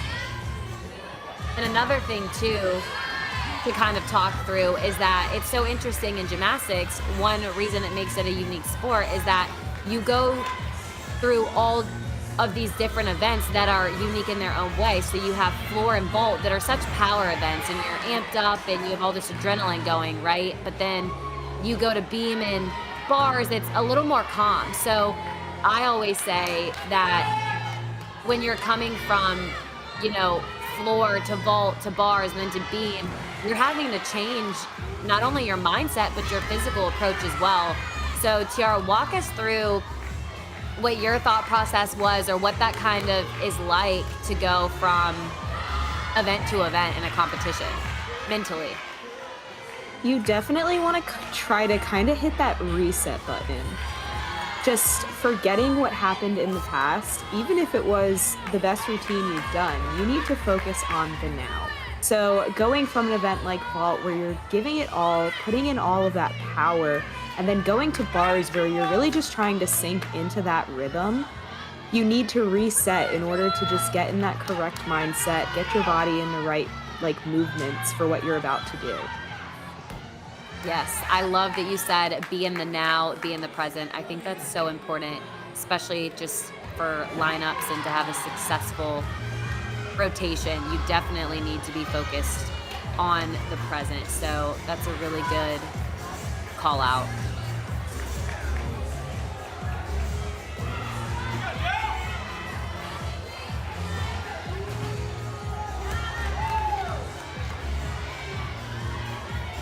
These warm-ups are just so fast-paced. You can see all of the girls always doing something, always moving. Absolutely. The importance of a good warm-up is crucial because that's the time where you get to stay warm, do a couple skills, and you always want to have a good warm-up before you compete. It makes you a lot more confident going into the competition routine.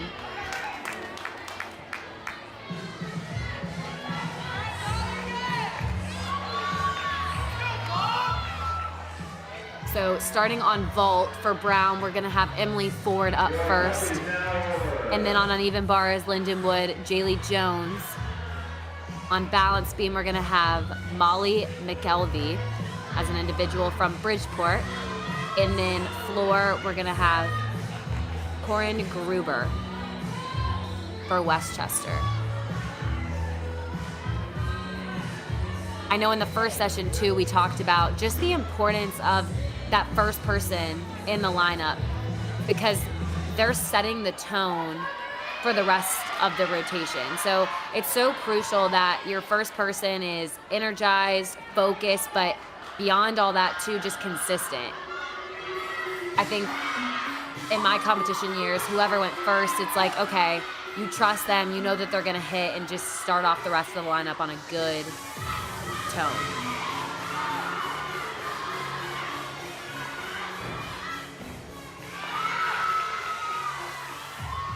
Corinne Gruber on floor. She just sat down that first tumbling pass. It was a front double twist, which is an E pass, something very difficult, but looks like she didn't quite get enough height. The front double full is a very difficult tumbling pass. It's an E.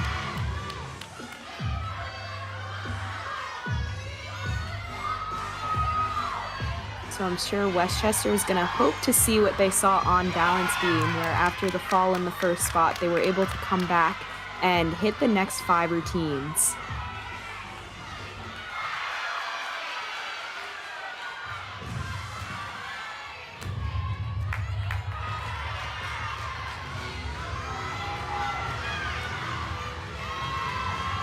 Brown with a fall on that first vault as well.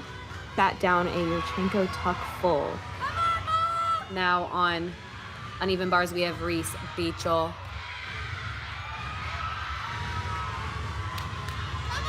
Oh, excuse me, Jaylee Jones on uneven bars.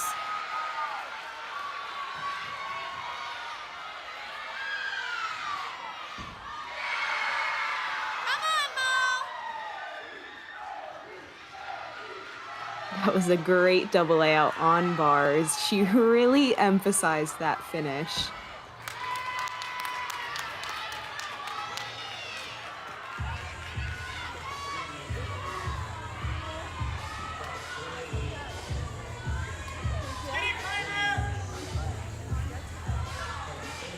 Up on vault next for Brown, we have Lauren Kramer getting ready to go.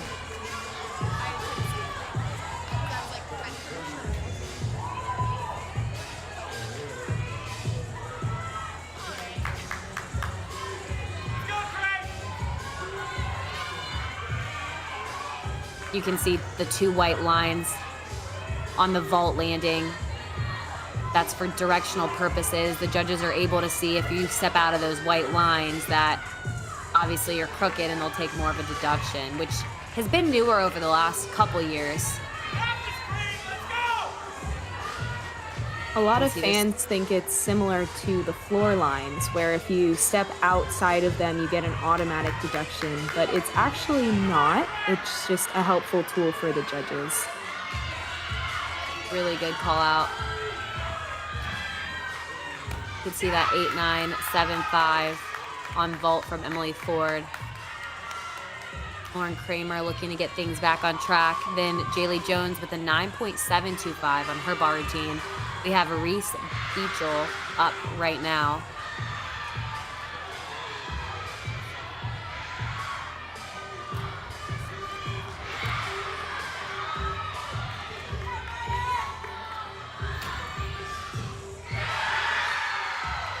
A huge double layout dismount. You can see the crowd loves it in the background, chanting for Lindenwood.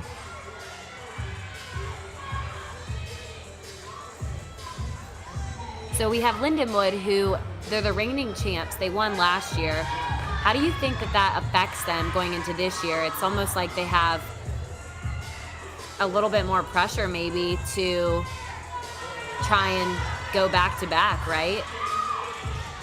I mean that, and also the fact that their program is unfortunately getting cut. I mean, these girls are coming into this meet with so many emotions. They just really want to go out there, do gymnastics with the team that they love, and just have one more great show out together while they can.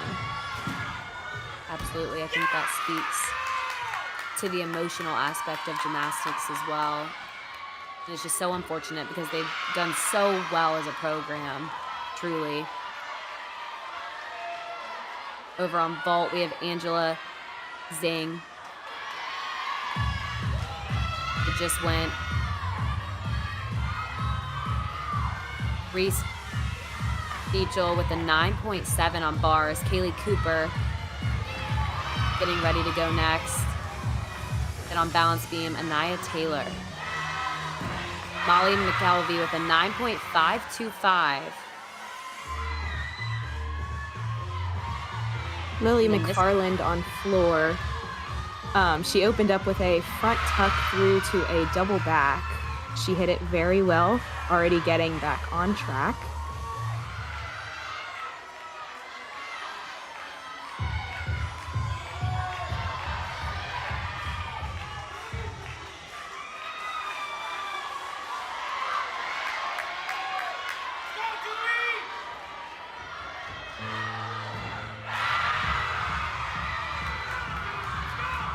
I loved the chest up on that double pike landing on floor.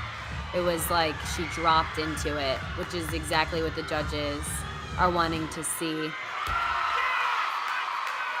Up in the top left on vault, we just saw Sophia Yurchenko full, nicely done, and she's following Angela Zing's 9.75. That was such a gorgeous bar routine, amazing lines, really just floated in her release move and on her dismount.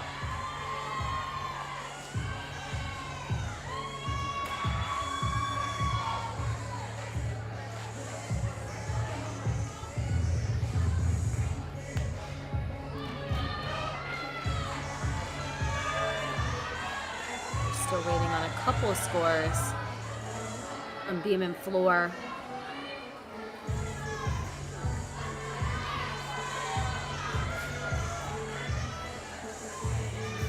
On beam next from Centenary, we have Riley Molina. And Sophia Dewar's score comes in. It's a 9.725. And then Kaylee Cooper on bars from Lindenwood, 9.775. So we're seeing a bunch of big scores. I feel like I'm going back and forth on the screen. I just keep looking, 975, 9775. They're just getting better and better, which makes for the best kind of competition. Yeah, that's what these teams want. They want to continue to build on each event and just put up those big scores and just keep getting better each event. On bars, Nia Kraus is getting ready to mount.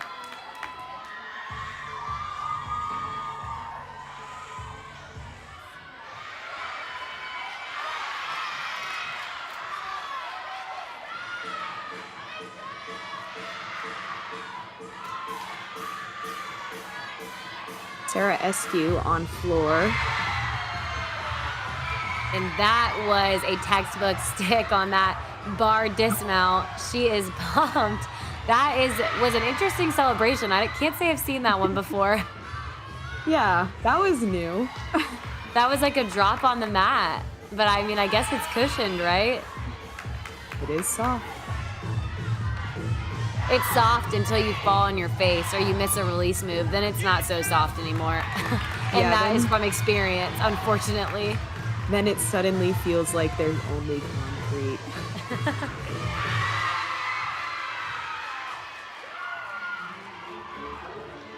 Julia Bedell on vault with a 9.8. So we have seen Brown continue to climb throughout their vault lineup.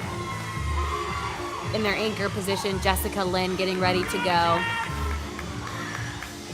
And then another Centenary gymnast, Amy Foray, on balance beam.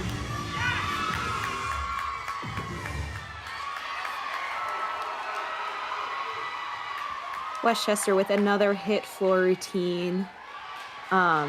Both Lily McFarland and Sarah Eskew, two pass floor routines, something more common in NCAA nowadays.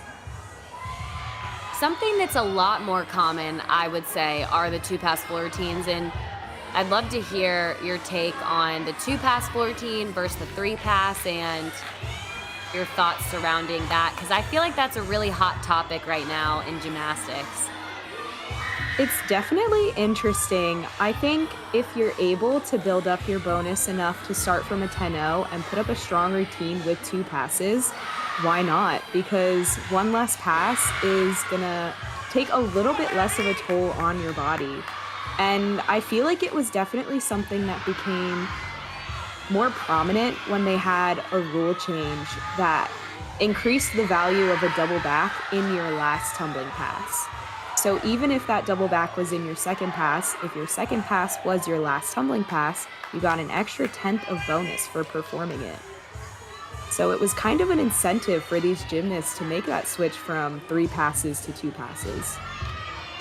Yeah, great way to explain that and put that into perspective. I think that's a very heated topic and debate amongst gymnastics right now, so always interesting to hear perspectives and views on that.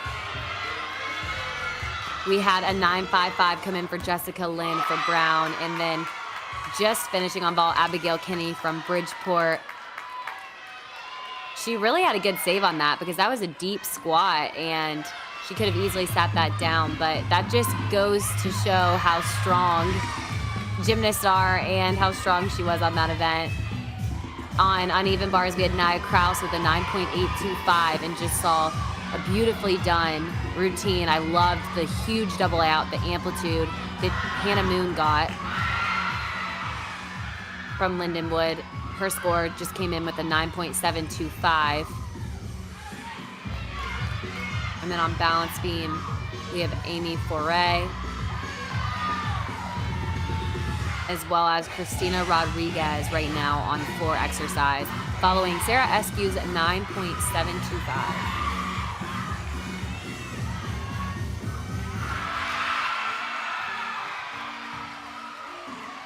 Finish on beam routine. Despite having a fall in the middle of her routine, she was able to bounce back. Once again, that's just such a great trait in a gymnast, being able to fall in the middle of a routine and still finish the rest of it and give away no deductions, get that stick on that dismount. Mentally, it's so tough to have a fall and then, like you mentioned, get back up and have to finish the rest of your routine. But again, anything can happen, so you don't want to just throw away the rest of the routine. And in training, when you do these inner squads, I mean, if you fall, you practice getting back up and finishing the routine. You don't just stop and start over. And it's for moments like this, you know, that's the reason that you do those. That was an absolutely gorgeous bar routine from Hannah Applegate. A ganger with her feet completely squeezed together, immediately into a shoot over, and a double layout right to a stick. You can definitely see why she was a first team All-American in the MIC conference on this event. Yeah, and to build off that, some points of emphasis on bars are those handstands, that great execution, which means the form, the feet, the legs together, and then those stuck landings. And wow, that was a routine that really showed a lot of those strengths. So really great job. We will await her score. On balance beam now, we have Olivia and Barlina from Bridgeport. A well-deserved 9.875 on that bar routine from Hannah Applegate. So they are officially done with their third rotation, as well as Brown. We have Kylie Fred up next on floor for Westchester. Kylie Fred brings so much energy to this event. Her choreography is just so lively. I swear she smiles even in her double back. She just has so much energy. She has so much fun with this routine. She even choreographed it herself. She just really loves going out there on that floor and doing it. That is not something that you hear every day, choreographing your own floor routine, because choreography can be, it's already tough enough to learn and to have to practice and memorize the whole floor routine, so doing it yourself is incredible. Yeah, it really takes skill to be able to do that. Absolutely, a special talent for sure. We had Amy Foray with a 9.025 on balance beam, and then unfortunate fall from Olivia Imbarlina. So we will see what their scores are. Christina Rodriguez, though, on floor, 9.825. So we're seeing Westchester, after that first fall, really coming back.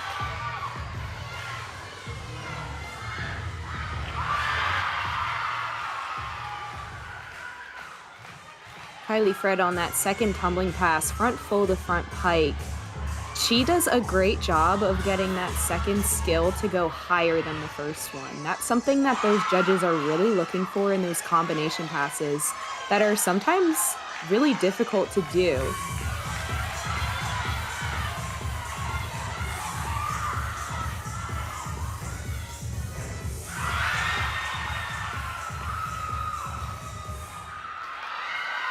Something we've been keeping an eye out on is the competition and how tight it's going to be between Westchester and Brown. So they were neck and neck after the last rotation, and both teams are continuing to build scores like we've seen. They've done a great job through this rotation so far. So it's really going to come down to the wire and those tiny details that we've been talking about throughout the broadcast. Right here with you, Mom. Every day, babe. We have Alondra Maldonad from Talladega on balance beam right now, following Olivia Imbarlina's 9.175. Every day, babe. Be free, babe. She's such a strong beam worker. So solid on this event. She just looks so comfortable up there, almost as if it's the floor.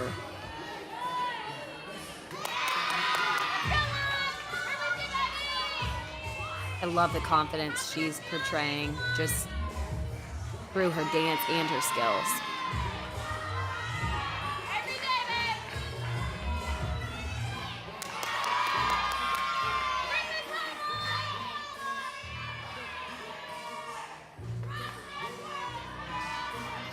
Every day, babe.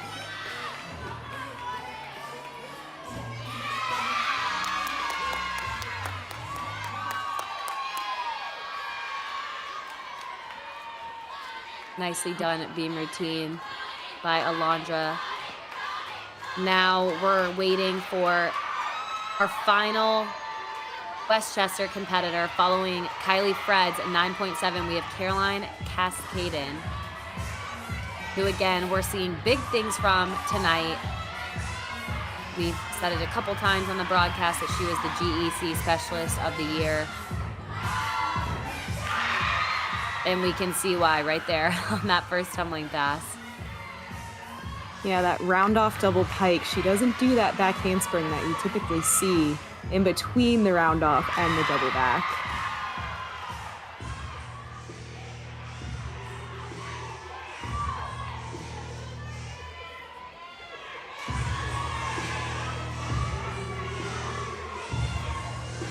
Our final competitor getting ready to go on balance beam is Hannah Berry from Bridgeport.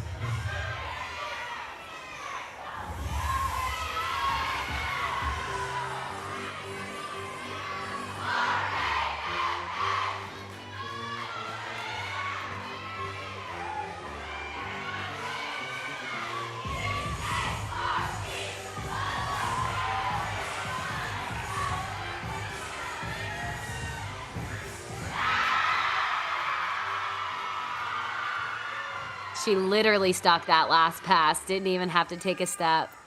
And you could see her squeezing her toes. She was like, I am not giving up this stick. What a great job. Yeah, once again, Westchester able to drop that fall in that first leadoff spot. It seems like they've just even done better after a fall. It's like they've had a fall in the first spot and then bam, bam, bam, bam, bam. They're just hitting rock solid. So really impressive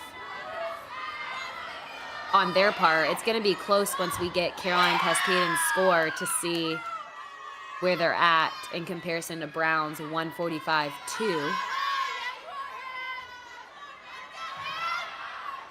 So we are finishing out Hannah Berry's beam routine, and then we have Alexa Chewy from Talladega as an all-arounder on floor exercise.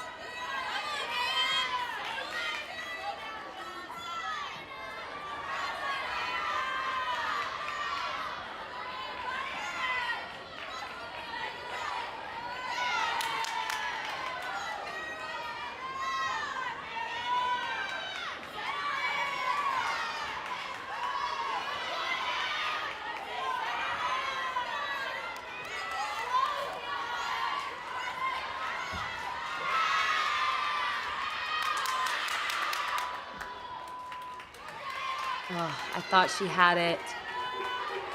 Unfortunately, a fall. She was just a little bit off on that combination, and it was right at the end of that beam routine. Otherwise, beautifully done. I loved her form and artistry throughout.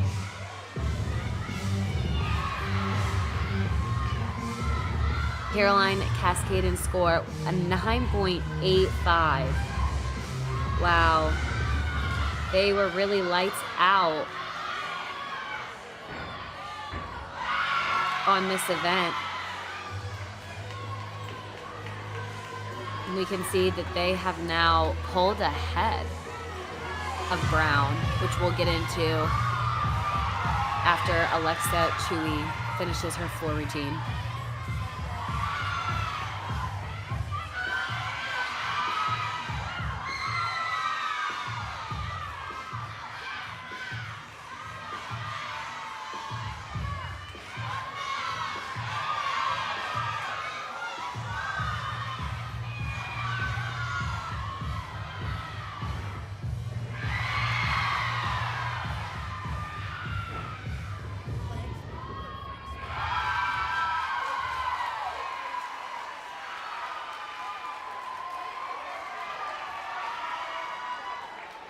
Great routine from Alexa.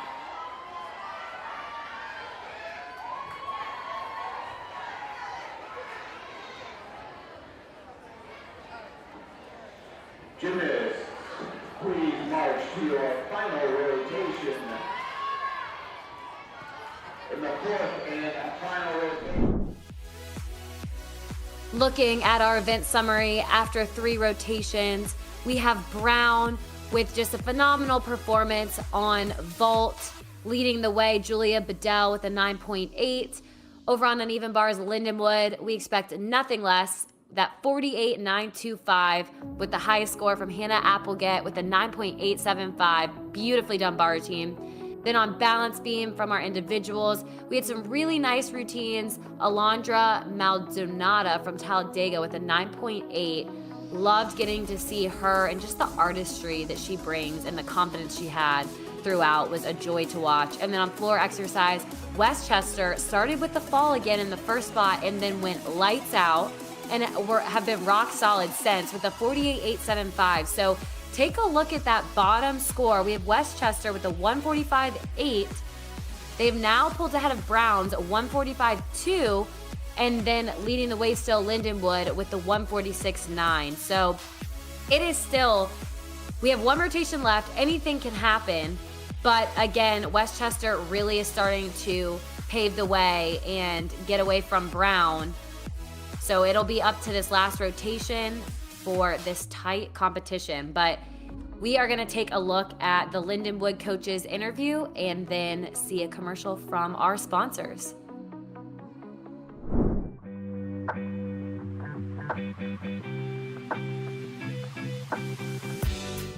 Obviously, this year has been really unique for us in our program, just this being the last of kind of everything. So winning USAGs for us would mean so much, just to obviously like our coaching staff, each individual athlete, but really even more so just like the legacy of our program and everything that, Lindenwood Gymnastics has stood for these past 12 seasons. And so we're obviously doing it for us and the hard work we put in this year, but it's really so much more than that. It's for every single team that has come before us and coaching staff. So.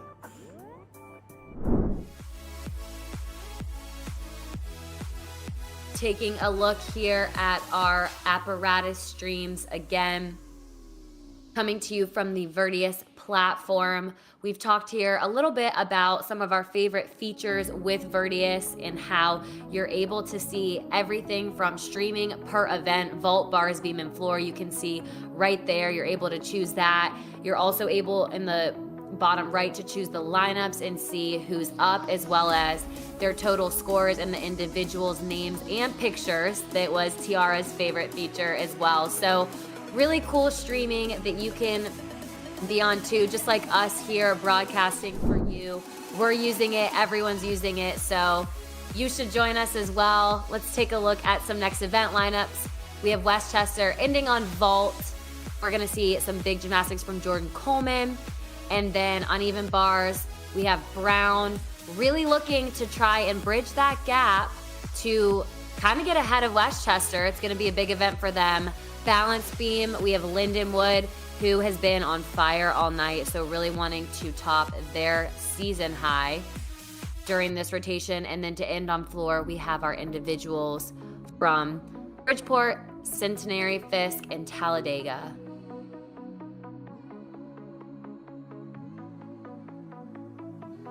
Tiara, what do you think is going to be your favorite event to watch in this next rotation?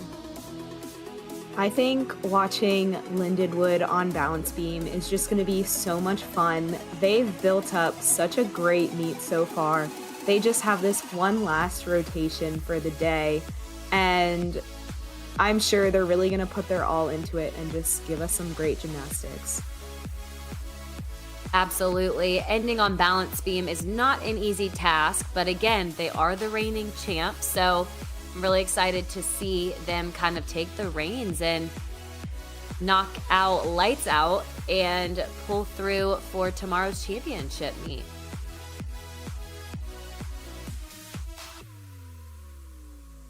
Yeah, from Lindenwood, we're also going to be able to see Nia Kraus, another NCAA regional championship qualifier. She qualified on the balance beam, so this is a very strong event from her. Very excited to see that as well.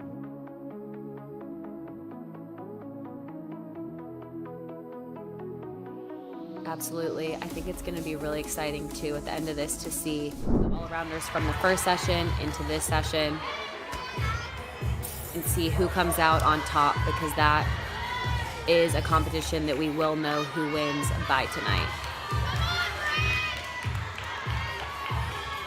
Yeah, the all-arounders in the first session put up some big scores. A lot of them were very close together, just a couple tenths apart. Like we mentioned, those tenths are so huge. So it's great that we're going to be able to see that wrapped up and see who gets to advance to the finals, both team and event. And what's so great about USAG is they are the only postseason competition that still does event finals. All of the other ones have ruled it out, so it's kind of a treat to be able to have that still. Exactly, and taking a look now at Brown at a 145.2, so we have Lindenwood in first, Westchester in second, with one event to go. What is going through Brown's mind with this lineup for them? You know, what are they thinking? How are they feeling? Because not that they're paying attention to the scores, but I'm sure they know that they have some catching up to do. Yeah, I'm sure they're feeling a little bit of that pressure. Those gymnasts are gonna just wanna go up and try to be as solid as they can and as clean as they can. And that's all that they can really do, is just go out there and do their best. And if they do their best and come up just shy, at least they can walk away and be satisfied with what they did. And if they go out there and they do their best and they walk away taking over that second place spot, then they're going to be even more excited.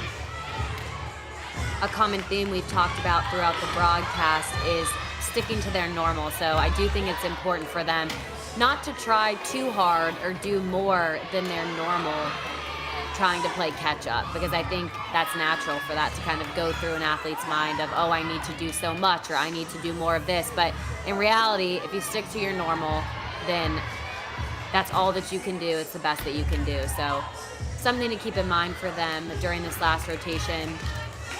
Again, we're going to see some really big gymnastics on vault and floor exercise. I feel like the last event too, you just get this extra spurt of energy because it's the last event. It's your chance. I like to always say it's your chance to make an exclamation mark on the entire meet, kind of wrap it up in a big bow. That's like what you're leaving the competition with, like a mic drop almost. So I always think that there's an extra spurt of adrenaline or energy, whatever you want to call it. So I'm excited to see what these athletes do, because we are in a close race, and I've had a great time being able to watch so far, especially too because one thing we've touched on is the adversity. We've seen so much adversity just in this competition alone. We saw some in session 1 as well, but even in this meet, there's been a couple of falls and early on in those lineups, and it has just not fazed these teams one bit. So very impressive, and something that I've noticed throughout the broadcast. But looks like we're about to get started here. So on vault for Westchester, we have Bridget Sullivan getting ready to go. On even bars, we have Sophia Dewar. Balance beam, Hannah Moon is about to mount. And then floor exercise, Tamara Singletary from Bridgeport.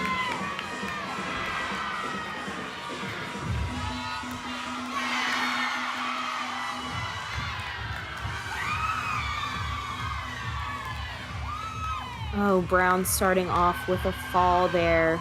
Couldn't quite hang on to that ganger. We're going to look... Release moves can be so tough sometimes.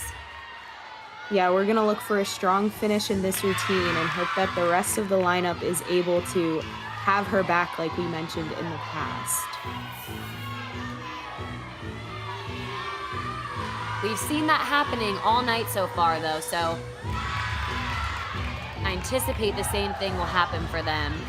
And then she ended with that double tug dismount, held on to it for too long, so had to take a bunch of steps back. But the good news is she didn't have to take another fall. She was able to save that.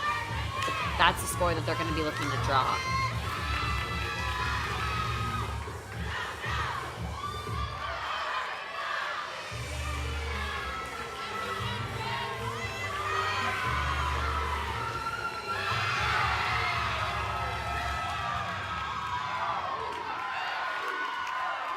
You can see the celebrations for Lindenwood on balance beam, that tough event to end on, but Hannah Moon kicking things off great. Bridget Sullivan on vault got that 9.6. Very impressive from a Yurchenko layout with that lower start value.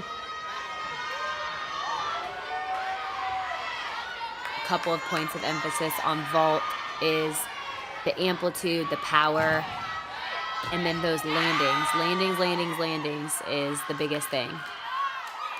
That was Christina Rodriguez that just vaulted for Westchester. Yeah, Westchester has had a kind of tough year on vault. This is one of their weaker events. They don't have those higher start values. They lost a couple really high start values with the graduating seniors last year. And this year they've had people have to step up and step into that role of vault. And so their lineup has a couple of Yurchenko layouts, a couple of Yurchenko tuck fulls, one full-on tuck off. So they're really just looking to be clean and get those landings on this event. And so far they have had clean landings, but you mentioning those start values being lower, it opens the door for a team like Brown who can capitalize on that opportunity to make up some tenths in that gap. But again, Sophia Dewar, her score came in with an 8.3. We just saw McKenna Weiner with the hit routine. So again, she definitely hit that reset button, but she had to in order for them to stay in this competition. On beam right now, we have Jaden Kosick from Lindenwood. Hannah Moon starting things off there with a rock-solid 9.75. So well done in that leadoff spot. Lily McFarland just finishing her vault in the top left of your screen. Christina Rodriguez, she's following her with a 9.625. And it looks like we had a fall on balance beam from Jaden Kosick on her acro series.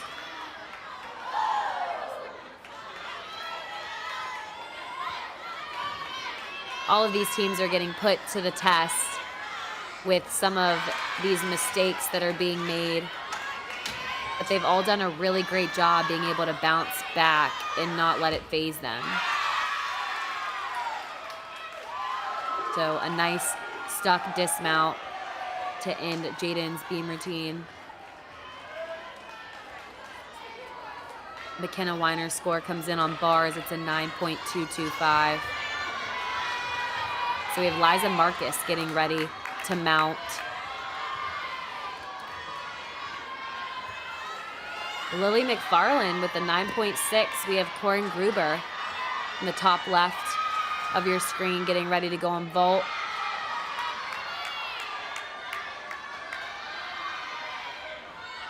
Then it looks like floor is taking a bit longer than normal.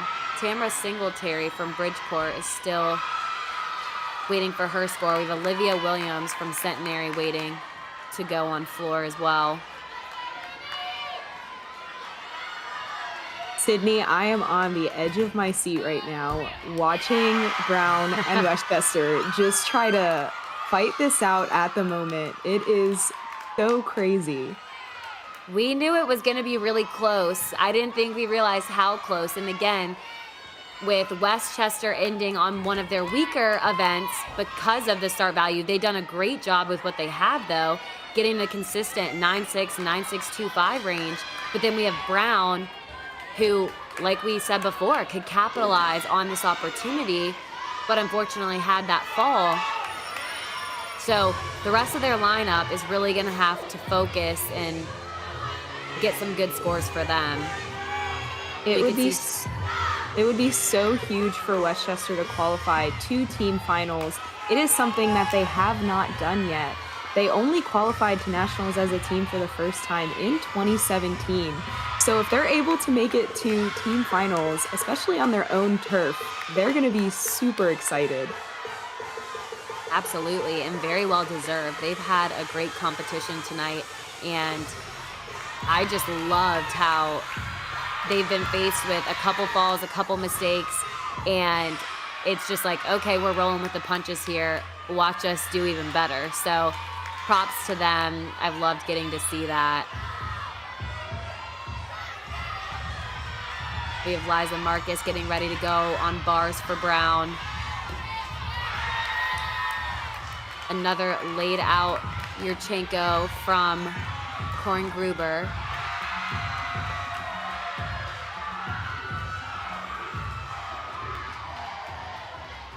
And another fall for Brown. You know, when we say sticks are contagious sometimes, I think we mentioned how falls can be contagious too. Yeah, you can just kind of feel it. Even if you're not necessarily watching, you can tell the energy's a little bit off.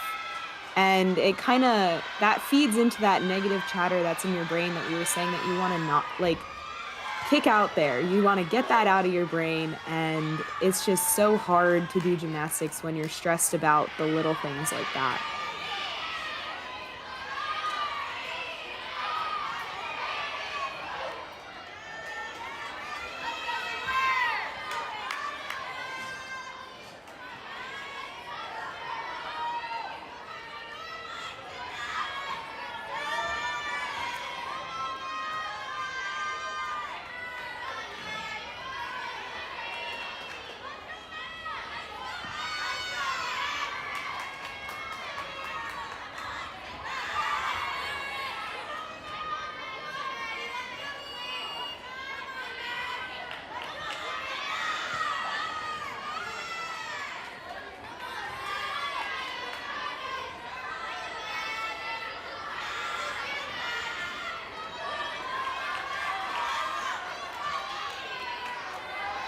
Getting ready to mount on balance beam is Madison Rush. Following Jaylee Jones at 9.8 for Lindenwood. So a hit beam routine for them because we saw the second spot, Jaden Koseth, with that fall, only getting a 9.025. So Lindenwood is pretty far ahead now where they can afford to make a couple mistakes here and there, but again, it's not over till it's over. We see Jordan Coleman's at 9.55 on vault. Sarah Eskew just finishing it out for them. And they are pumped with their vault scores, as they should be. Over on bars, we have Maya Davis following the 8.8 from Lauren McCone. But wow, and nicely done. Stuck double tuck dismount. He had such clean release moves in that routine. Very nice Maloney. Having clean and good form and execution goes a lot further in the judge's eye than you would think. I would rather a nice clean routine than an ugly routine with bad form just throwing a bunch of harder skills. I think it's way better to just have the clean, simple, basic routine. Wow, Sarah Eskew. Absolutely. Sarah Eskew finishing out Westchester with a 9.75 on her vault. So they are wrapping up competition with a 48.175. We still have Alexa Chewy from Talladega waiting to go on vault.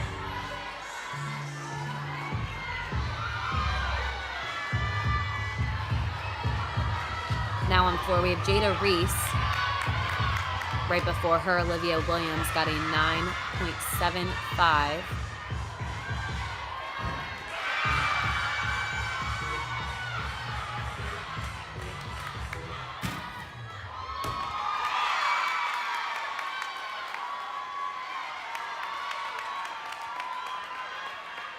Chest down on that landing for Alexa.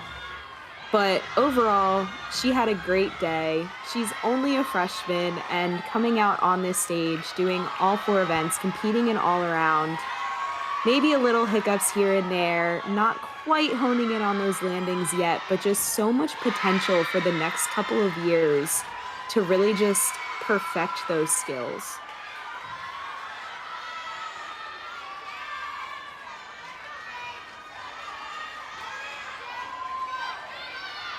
In the top right of the screen on uneven bars. In the anchor position for Brown, we had Asta Solija Farrell with that stuck double tuck dismount.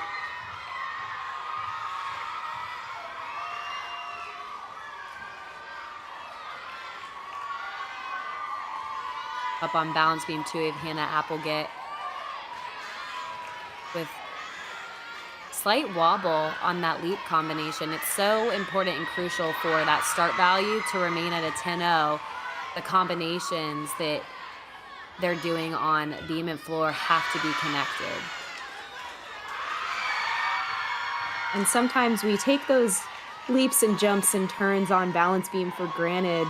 Sometimes you approach them and you kind of hold back a little bit. You're afraid to fall on a quote-unquote easy skill. So you don't really attack those dance elements. And that's where the gymnasts tend to find themselves getting those balance checks, getting those wobbles, because they need to attack those skills like they attack their acrobatic skills. Yeah, that's a really good call out because it may not seem like anything big. It might seem like a walk in the park, but in reality, it's a requirement for the apparatus. So good reminder. On bars right now, too, we have Abigail Kinney from Bridgeport.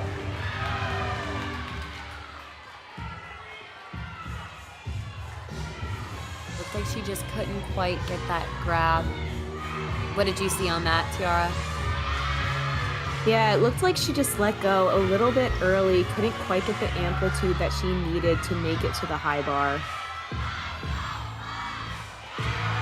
Gymnastics, everything is Yeah, and in gymnastics, everything is all about the timing. So if you have multiple skills or combinations going on and your timing is just off on one skill, then it affects the next one or two that you're doing as well. So you really have to be quick thinking on your feet too.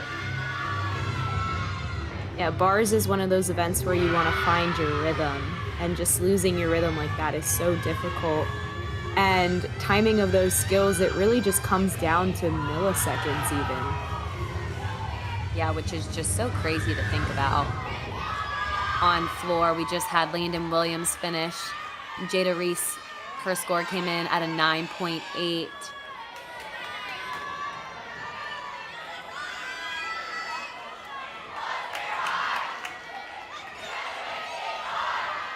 You can hear Westchester in the background chanting and yelling. They've got to be so excited about what they've done tonight. Yeah, first time in program history. Looks like they're going to be going to team finals. And wow, what a cool thing to be a part of. You're making history. On balance beam, Hannah Applegate with the 9.725. So Nia Kraus up right now. Looking for a hit routine to drop that 9.0 they had earlier in the lineup. So a lot of pressure right here. Not necessarily a make or break, because Lindenwood has been doing so well and they're very far ahead, but for their own lineup, they're going to want to hit Naya. Looks like she finished that with the gainer full off the side. Another fall onto the mat. This must be a new celebration that I'm seeing for the first time. I love it. Maybe it's her signature move or the team's signature move. Yeah, I would love to get an answer on that, what the meaning behind it is. So we'll have to see if we can somehow ask her. It will forever be part of their legacy. Right. Abigail Kenny ending on bars with a 9.075.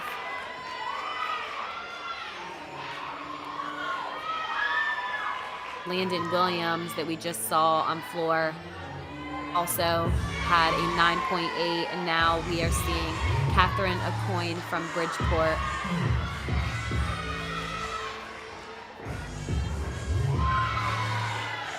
And wow, she had a lot of power on that Rudy first pass, which too much power is a good thing, but I think she went out of bounds a little bit.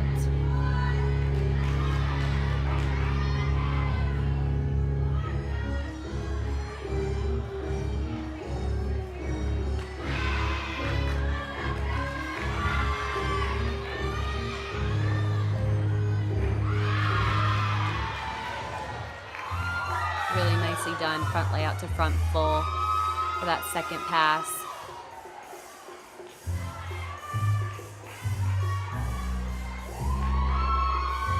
Such fun choreography.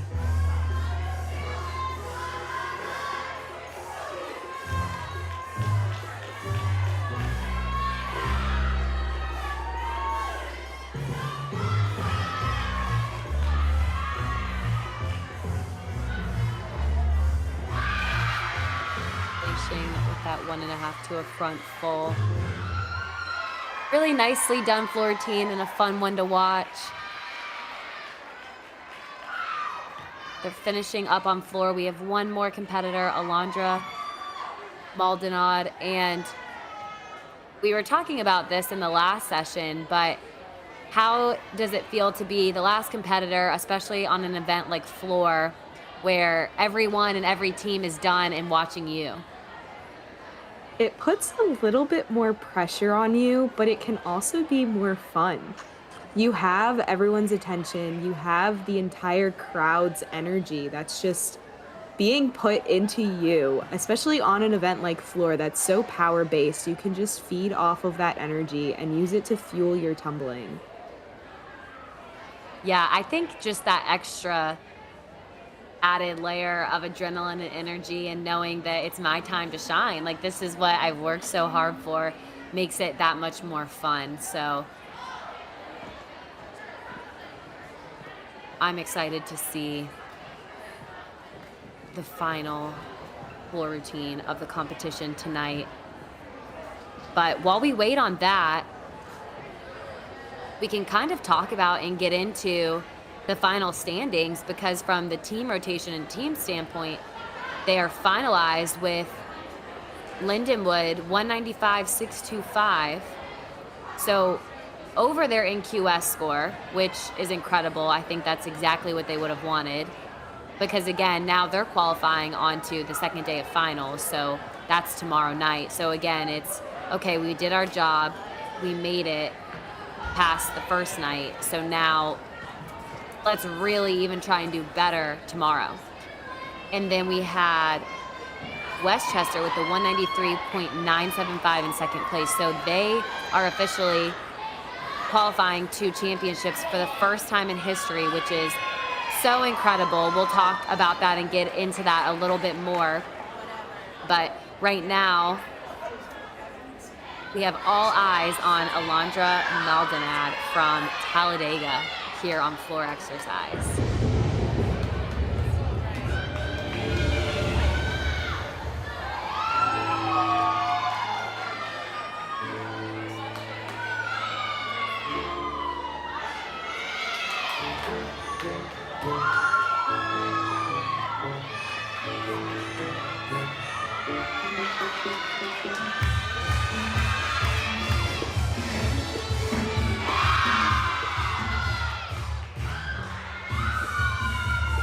Front layout, front Rudy.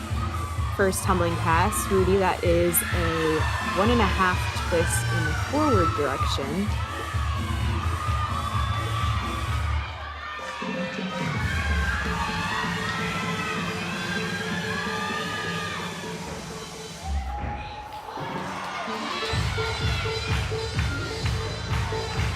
That was such a pretty double.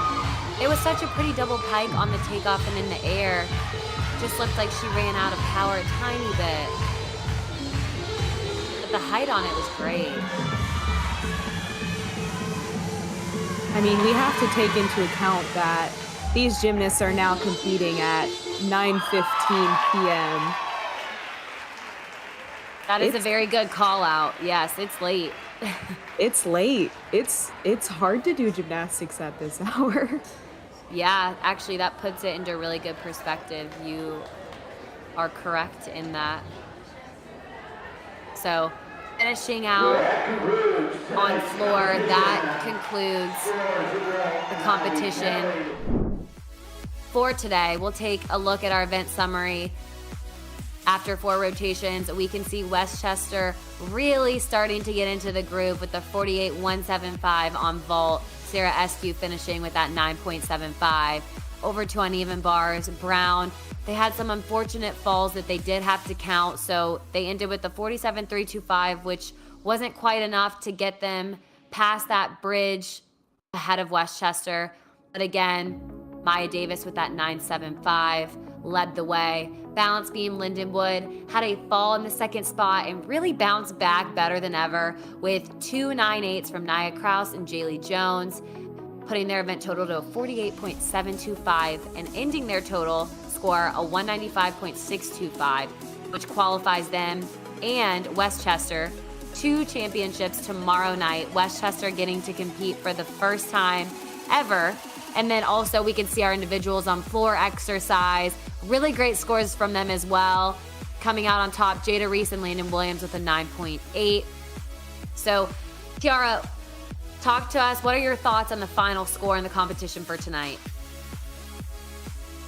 I am just so psyched for Westchester to finally get that next step and be put in the team final competition. And also, I'm super excited for Lindenwood. They get one more chance to compete together as a team before their program gets dissolved. So it's definitely going to be super special, a very emotional night for them tomorrow. And they're also going to want to be super competitive, going for that title for the second year in a row. It's going to be a really incredible meet, and you guys should tune in and watch. Yeah, if we thought this meet was close, this competition, then just wait until tomorrow when we have the top 2 teams from the first session, and now, which were Air Force and Texas Women's, and now we're going to have Lindenwood and Westchester. So we are going to see some even better gymnastics tomorrow. They got their feet wet a little bit tonight, got used to that equipment, and now they will be ready to go.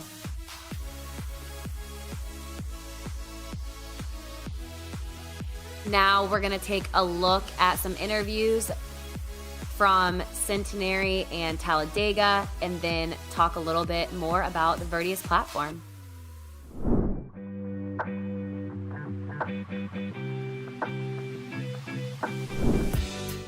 As the first HBCU in the state of Alabama to be sponsoring collegiate gymnastics, we are honored and so excited to be competing at the 2024 USAG Championships.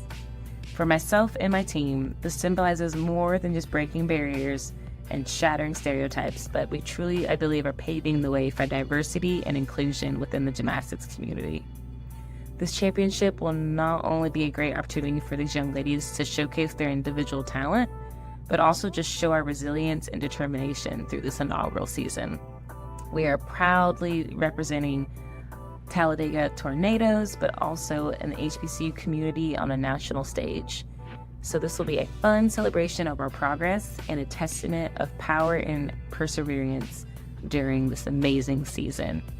So we also hope our presence at Nationals sends a powerful message to show that others that, they can truly pursue their dreams regardless of the obstacles they may face. So we are honored and privileged once again to competing at the 2024 USAG Collegiate National Championships.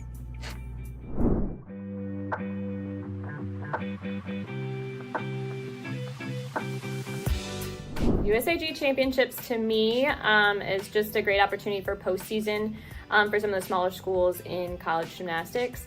And it's just such a friendly and fun environment, so supportive to be in, and that's why I loved it as an athlete, and I love going back as a coach now, because you just can't beat the camaraderie amongst the teams and amongst individuals and everything like that. So it's a really awesome time and a great celebration of gymnastics in the postseason.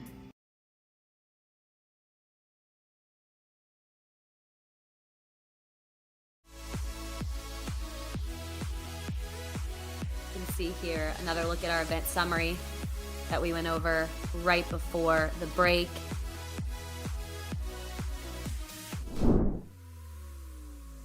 And now to look at Virtius. Again, this is their 4th season supporting college gymnastics by pioneering universal scoring across men and women's gymnastics. So we're constantly innovating a new way to view gymnastics year after year, and I'm just so excited to see how it continues to grow. So you can see here they have scoring, like we talked about with the names and the color coding as some of the features. You can see the scoreboarding right there as well. So if you want to just follow a team or individual apparatus, and then again at the bottom, the streaming like we saw today in the quad box, you're able to watch that. There are just so many endless amounts of features that you're able to see. So on the floor, in the fan zone, behind the scenes, you can see them all.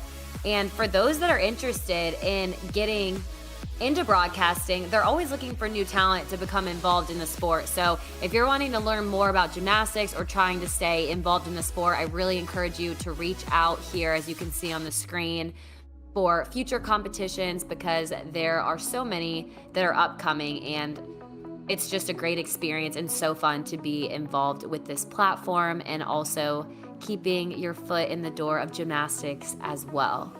So make sure to check out the website. And then again, we're looking at the leaderboards here on vault. You can see Reese Bachel taking the title with the 9.85 for today's session, for tonight's session. Then in second, Kiara Pert-Williams from Talladega with that 9.825, and then Julia Bedell Brown with a 9.8. I love just the power that we saw on vault and just those really executed landings. Moving on to uneven bars, in first place, we had 9.875 from Hannah Applegate. Absolutely loved watching her routine, just so beautifully and well done all the way from the toe point to the landings. And then tied for second, Nia Kraus and Asta Solija Farrell with the 9.825s as well. So if your top three are in the 9.825 range, that is tough competition that you have, and we saw that tonight. On balance beam from Lindenwood, another 9.875 to take the top score of the night from Nia Kraus. We just saw her routine. She nailed it under a pressure situation, ending on that event, so awesome job by her. And then tied in second, Lauren Kramer, Lily McFarland with 9.8s. Along with Alondro Maldonado and Jaylee Jones with 9.8s as well. So again, some big gymnastics and a lot of hit routines on balance beam. And then to end on floor, our biggest score of the night in first place, we have Maya Davis from Brown with a 9.9. You can see how close of a competition floor was tonight. Second place tied with 9.875s, Gayla Griswold and Jaylee Jones, both from Lindenwood. That just shows you again, speaks to how close and tight-knit the competition was. So congratulations to all of these athletes, especially the seniors that are competing.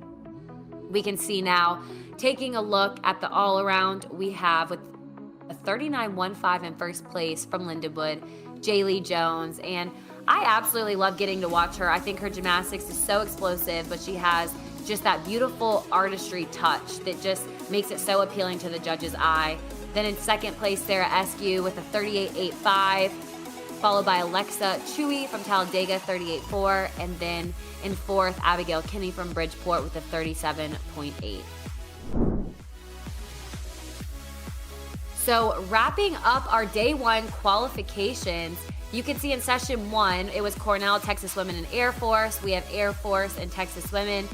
Moving on to tomorrow, and then session two, another tight competition, but we have Lindenwood taking the top total score of the whole competition with a 195.625, followed by Westchester 193.975, and then Brown coming in third place. So those are our qualifications for day one. Heading into day two, it is going to be fun, so make sure that you tune in. And we are now going to sign off from Sydney SNEAD as well as TIARA DETOMMASO. Thank you for listening and enjoying some fun gymnastics with us.